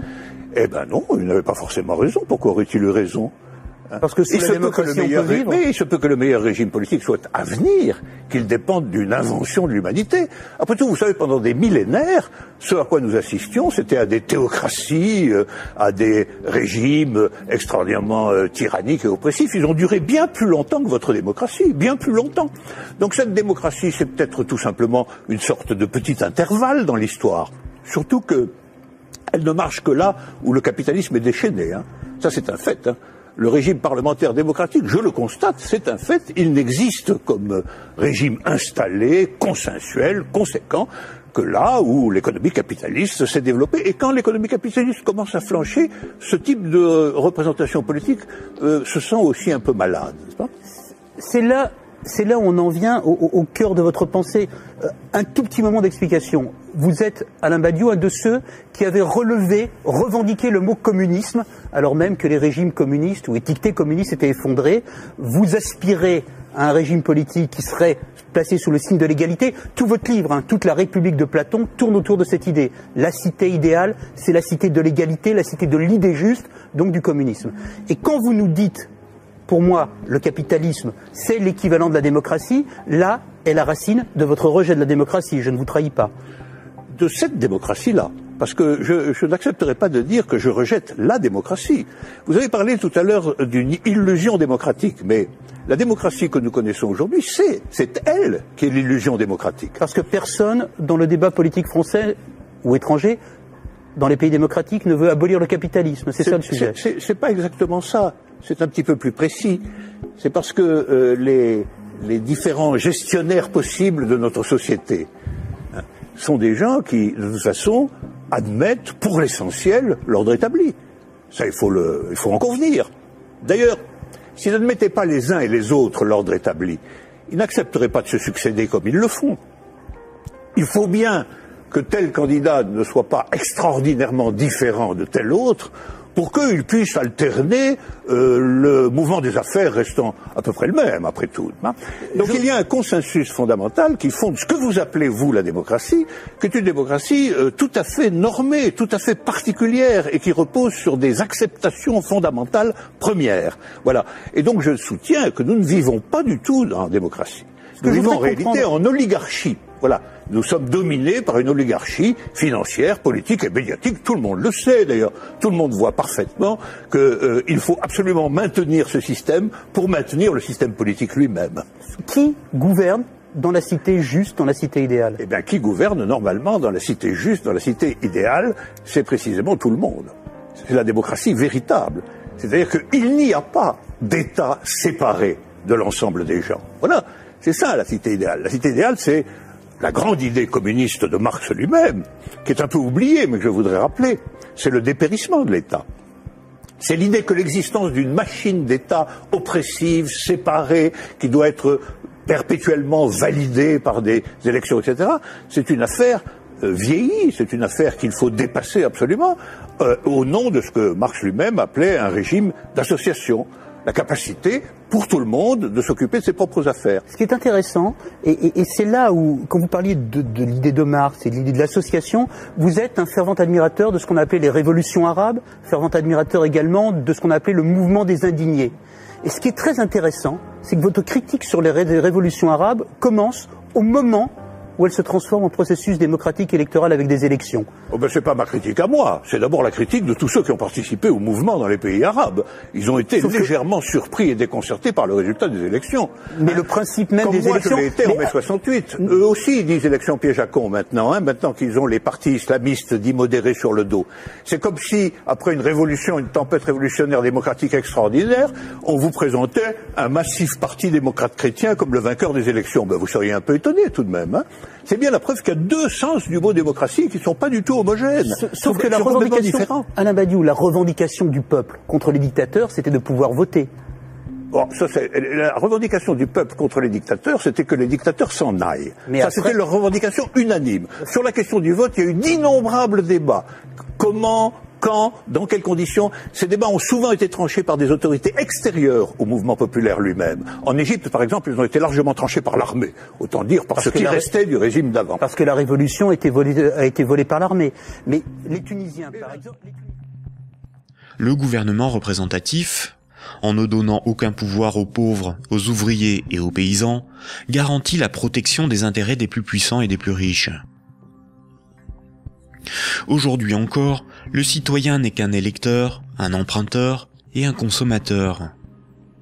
Il est informé par des médias inféodés aux grands groupes financiers et industriels dont ils sont pour la plupart la propriété. Le vote des lois par les citoyens, le référendum d'initiative populaire, ou la mise en place d'un parlement tiré au sort dans la population comme le sont les jurys populaires, qui sont des évolutions démocratiques élémentaires, sont systématiquement dénigrés dans les médias. L'Union européenne est une organisation soutenue à l'origine par les élites américaines pour éviter l'apparition d'une puissance concurrente en Europe de l'Ouest. Elle est néolibérale et structurellement antidémocratique. Si les peuples européens écrivaient et votaient eux-mêmes les lois de l'Union, Bruxelles ne serait pas la seconde place de lobbying après Washington. L'Union européenne est le royaume de Goldman Sachs et de la haute finance, dont les hommes se retrouvent à la tête de nombreuses institutions et même de certains États. Et nombreuses sont les carrières politiques se prolongeant dans le privé, au service des lobbies ou dans les grandes entreprises. Ce que nous appelons des euros, ce qui est sur notre compte en banque, ce ne sont pas des euros, mais une dette en euros. Ce que nous appelons crédit, prêt ou emprunt, ce n'est qu'une création de monnaie temporaire. Ce que nous appelons démocratie n'est pas une démocratie, mais une oligarchie. Ce que nous appelons un citoyen n'est rien d'autre qu'un électeur. Ces manipulations du langage empêchent les intellectuels, les politiciens, les journalistes et les électeurs de penser le monde. Elles dissimulent avec habileté le pouvoir sans égal des corporations, de la finance et du secteur bancaire.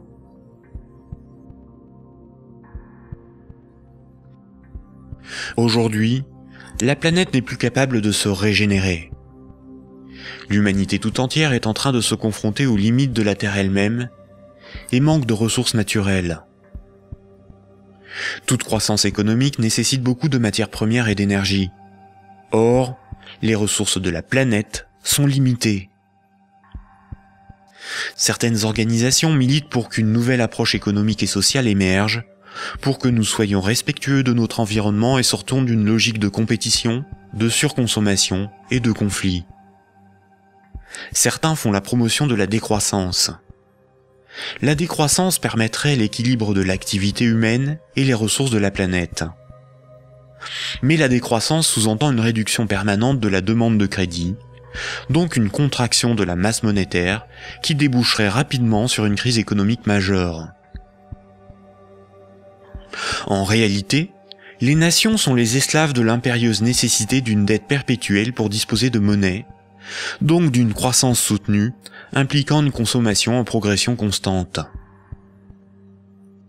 S'il n'y a plus d'anticipation de revenus futurs, il n'y a plus de crédit, donc la monnaie disparaît, l'État ne peut plus fonctionner et l'économie s'arrête.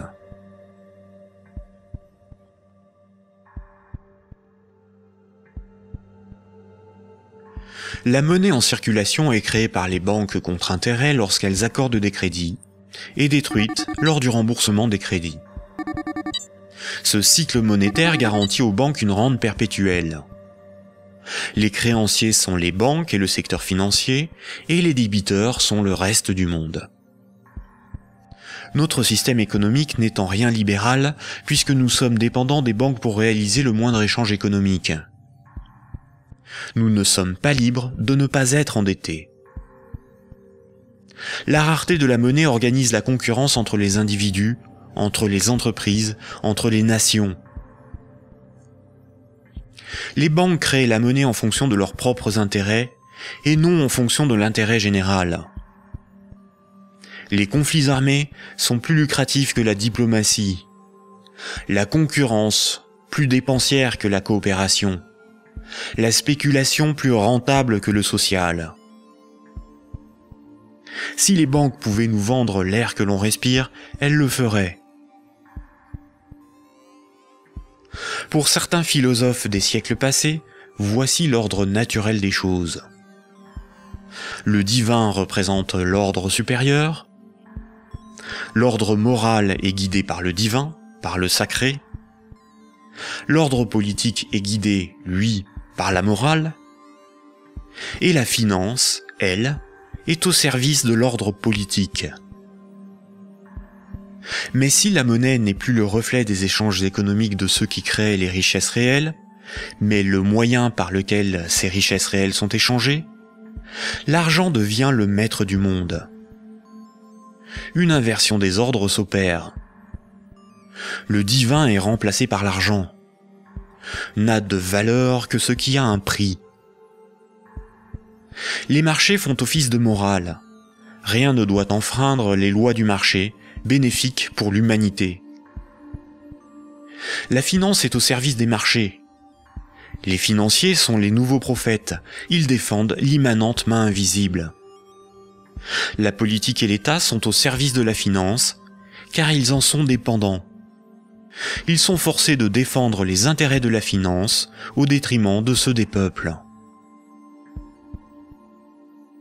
Frédéric Bastiat, économiste politique au XIXe siècle, disait ceci. Quand le pillage devient un moyen d'existence pour un groupe d'hommes qui vit au sein de la société, ce groupe finit par créer pour lui-même tout un système juridique qui autorise le pillage et un code moral qui le glorifie.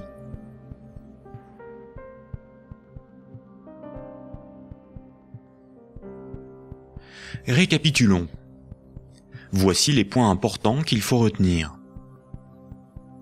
Avant l'invention de la monnaie, les systèmes de comptabilité des dettes permettaient aux hommes d'échanger librement des biens et des services.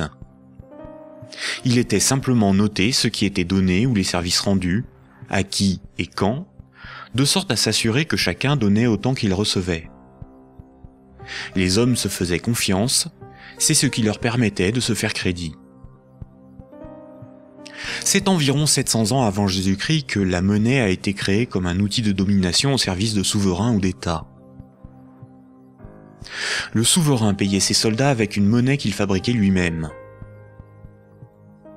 Les soldats forçaient les paysans à accepter cette monnaie comme paiement. Le souverain s'assurait que personne d'autre ne produisait cette monnaie. Les faux monnayeurs étaient sévèrement punis. Le souverain levait ensuite un impôt dans sa propre monnaie. Les paysans étaient donc obligés de se procurer de la monnaie du souverain pour payer leurs impôts et éviter de finir esclaves, emprisonnés ou pendus.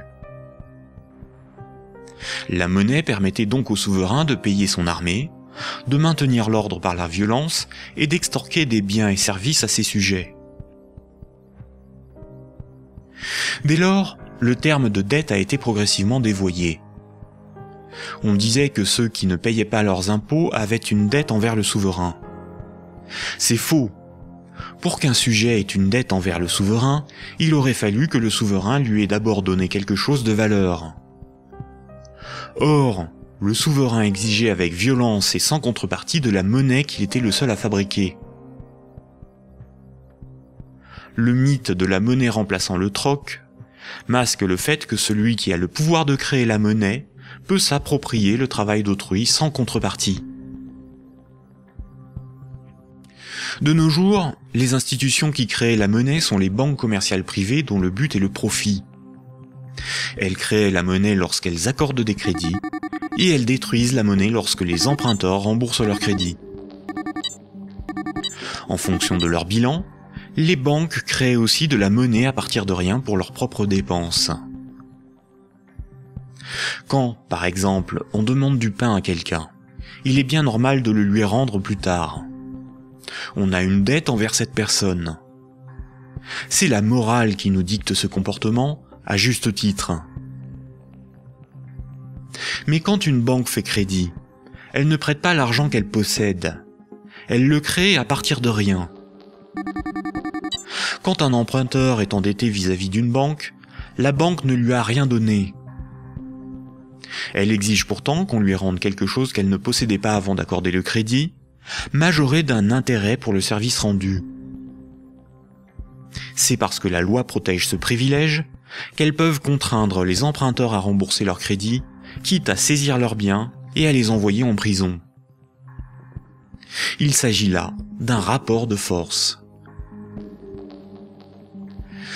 Les soi-disant dettes issues des crédits bancaires sont un moyen par lequel les banques extorquent une partie de notre travail contre une création de monnaie temporaire. En associant la notion de dette avec le crédit bancaire, cette pratique a été moralisée et donc normalisée. La monnaie centrale donne l'illusion que c'est l'État qui crée la monnaie. Or, la monnaie centrale est fabriquée à la demande des banques commerciales privées lorsque des actifs détenus par celles-ci sont monétisés par la banque centrale. En réalité, ce sont bien les banques commerciales privées qui fabriquent et louent la monnaie que nous utilisons tous au quotidien. La monnaie en circulation est créée par le crédit bancaire, puis détruite lors du remboursement des crédits. De ce fait, si tout le monde remboursait ses dettes, il n'y aurait plus de monnaie en circulation, tous les comptes en banque seraient vides, et les billets et pièces de monnaie disparaîtraient. La création monétaire par le crédit et la destruction monétaire lors du remboursement des crédits déterminent une masse monétaire. La variation de la masse monétaire est similaire aux variations de la population d'un pays en fonction des naissances et des décès. Quand la masse monétaire diminue parce qu'il n'y a pas assez de crédits accordés par les banques commerciales privées, il y a moins d'argent en circulation dans l'économie, car la monnaie est détruite par le remboursement des crédits en cours. Chômage, pauvreté, précarité, faillite d'entreprises et endettement des États se développent rapidement.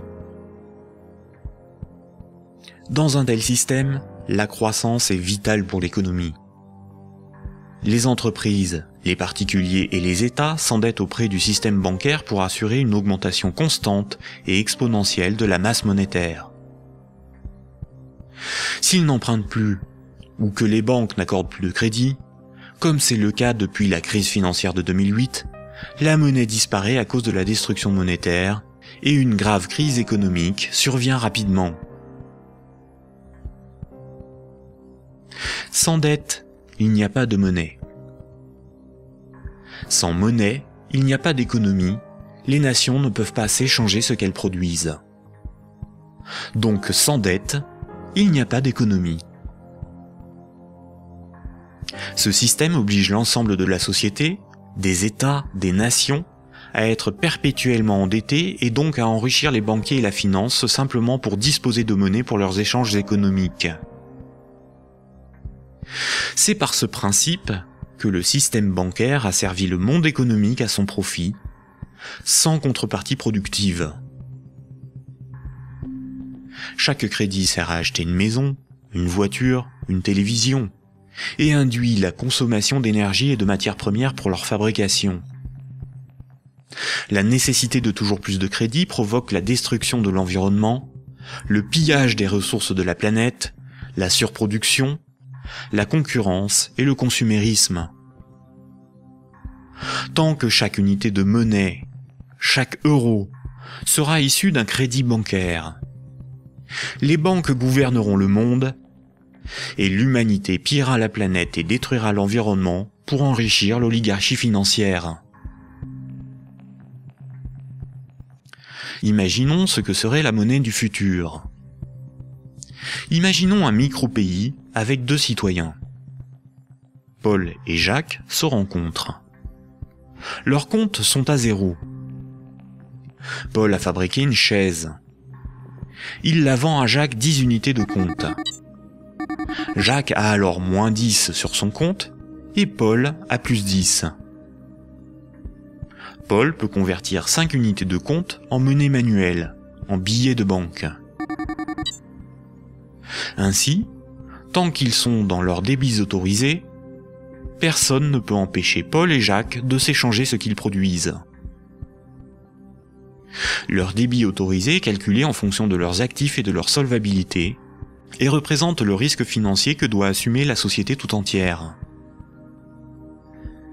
La monnaie du futur est un jeu à somme nulle. Dans le futur, la monnaie sera représentative des échanges économiques réalisés, et non ce qui les permet. Aujourd'hui, la monnaie ne fonctionne pas du tout comme ça. Ajoutons dans ce micro-pays une banque.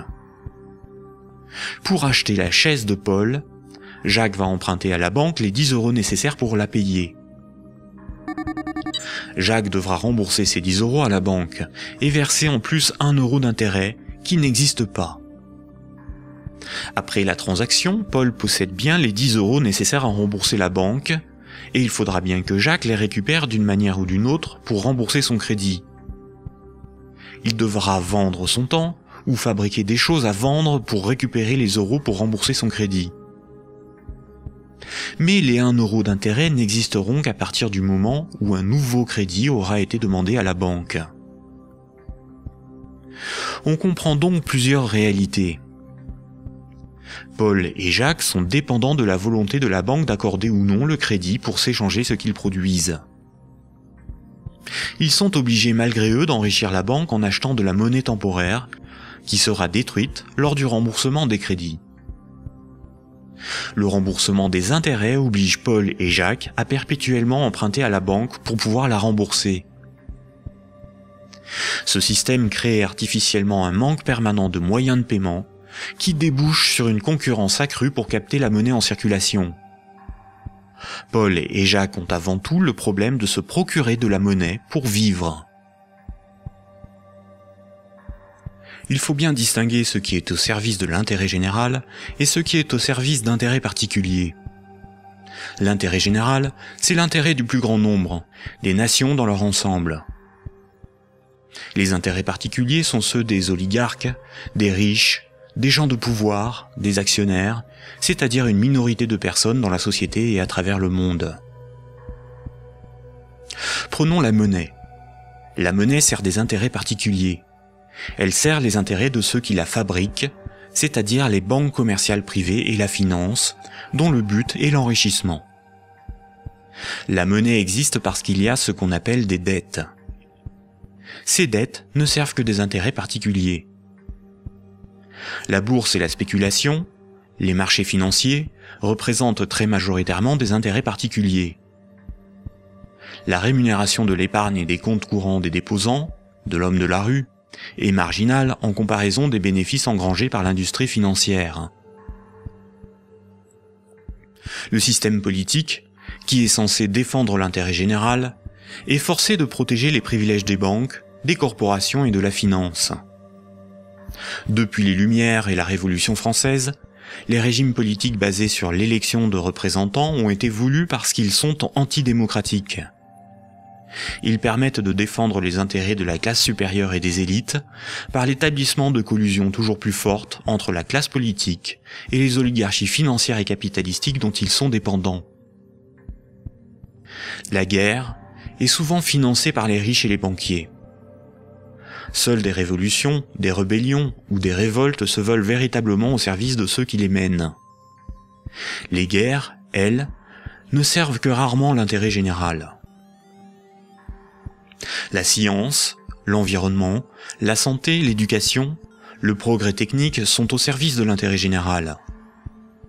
En réalité, avec la privatisation de l'ensemble de ces domaines, ils sont de plus en plus au service d'intérêts particuliers afin d'en tirer le maximum de profit. La généralisation de l'économie de marché s'accompagne d'une concentration des richesses telle qu'à l'échelle mondiale, les 85 personnes les plus riches ont autant que les 3,5 milliards les plus pauvres. Et ces disparités ne cessent aussi de s'accroître dans les pays développés. La majorité productive s'appauvrit quand une minorité financière et capitalistique s'enrichit. Les riches n'ont jamais été aussi riches. Comment en est-on arrivé à une telle situation ?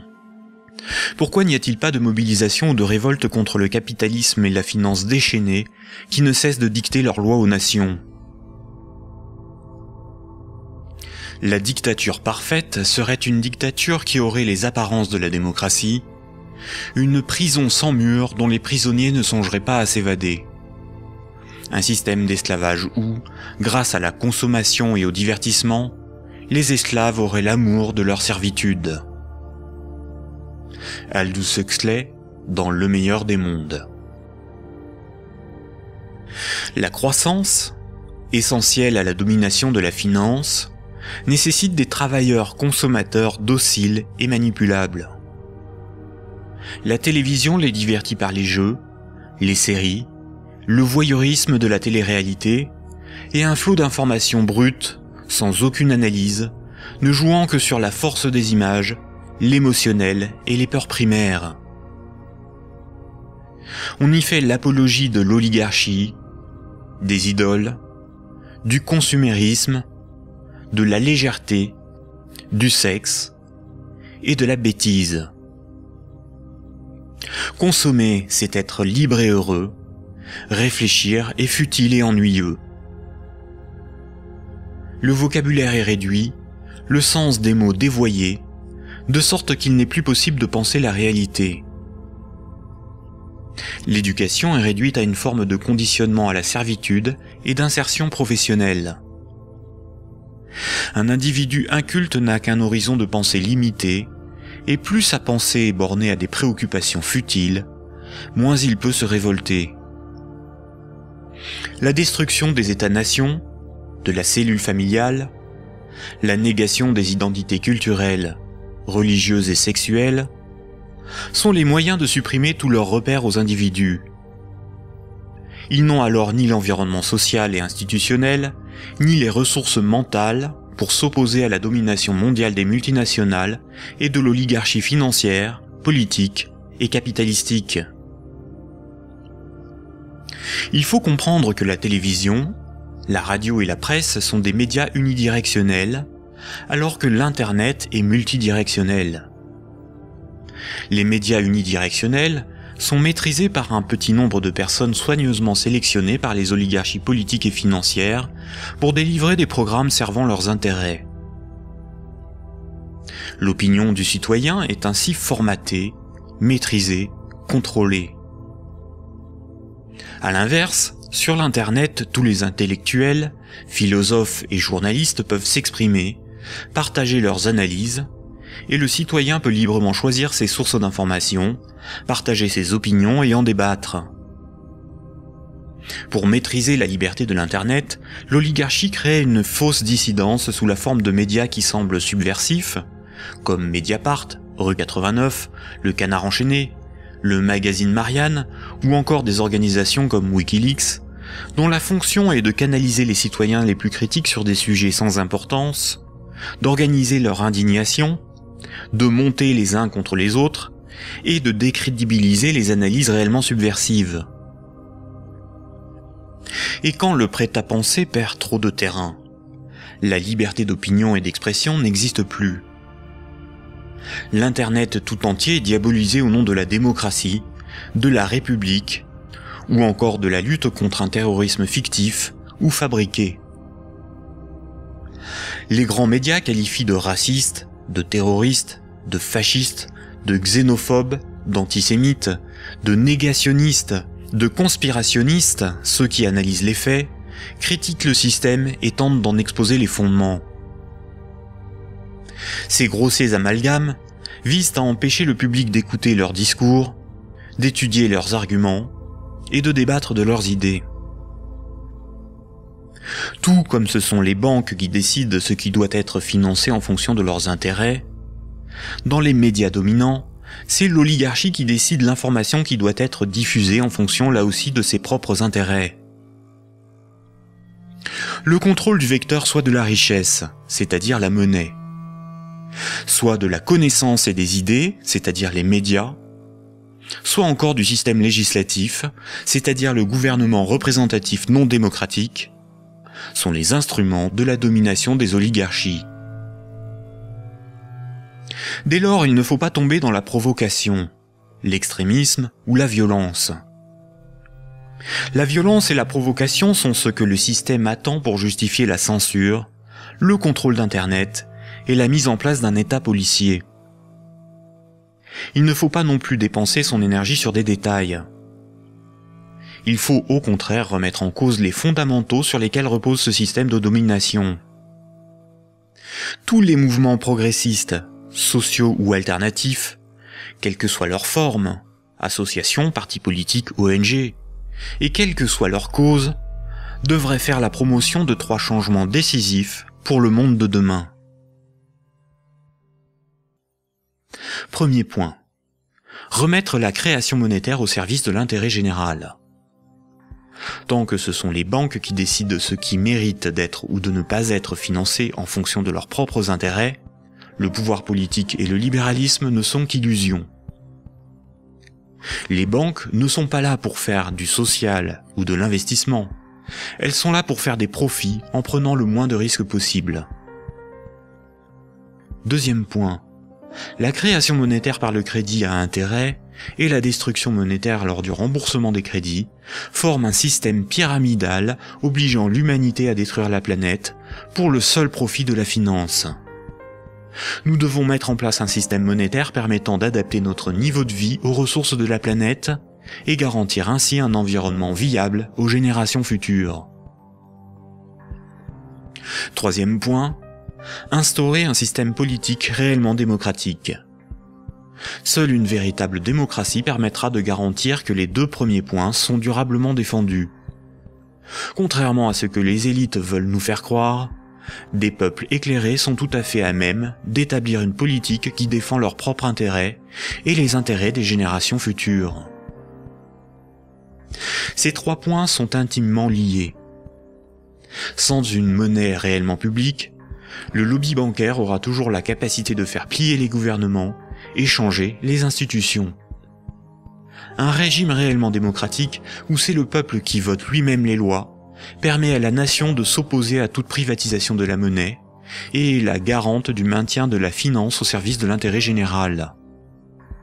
Une création monétaire publique et l'instauration d'une véritable démocratie sont indissociables, car l'un est le garant de l'autre. Voici quelques mouvements citoyens dont les propositions permettraient des évolutions majeures de la société. La monnaie permanente, le 100% monnaie ou smart. La monnaie permanente s'oppose à la monnaie d'endettement. Elle remplace la création monétaire privée. Elle permettrait la mise en place d'une politique réellement écologique et sociale. Accompagnée d'une véritable démocratie, elle rend leur souveraineté monétaire aux nations. Les systèmes d'échange locaux. Les CEL sont similaires au système de comptabilité des dettes sans monnaie de l'Antiquité. Ils sont totalement indépendants de l'euro, contrairement aux monnaies locales ou complémentaires. Si une monnaie locale ou complémentaire est créée en échange d'euros donnés à l'organisation qui les gère, elle ne provoque qu'un protectionnisme marchand à petite échelle. Le revenu de base est le dividende universel. Tout en bouleversant les rapports sociaux, il impose de repenser la notion de travail, de justice, et induit une refonte du système monétaire pour être appliquée à grande échelle. Le tirage au sort. Un parlement non élu, mais tiré au sort dans la population est un système par nature démocratique, incorruptible et parfaitement représentatif. Il s'inspire de la démocratie athénienne et des jurys populaires, évite les dérives électoralistes et institue l'impuissance des lobbies. La démocratie directe. Il s'agit de faire voter les lois par référendum. La Suisse, par exemple, par ses votations et son référendum d'initiative populaire contraignant, est très proche d'une démocratie directe.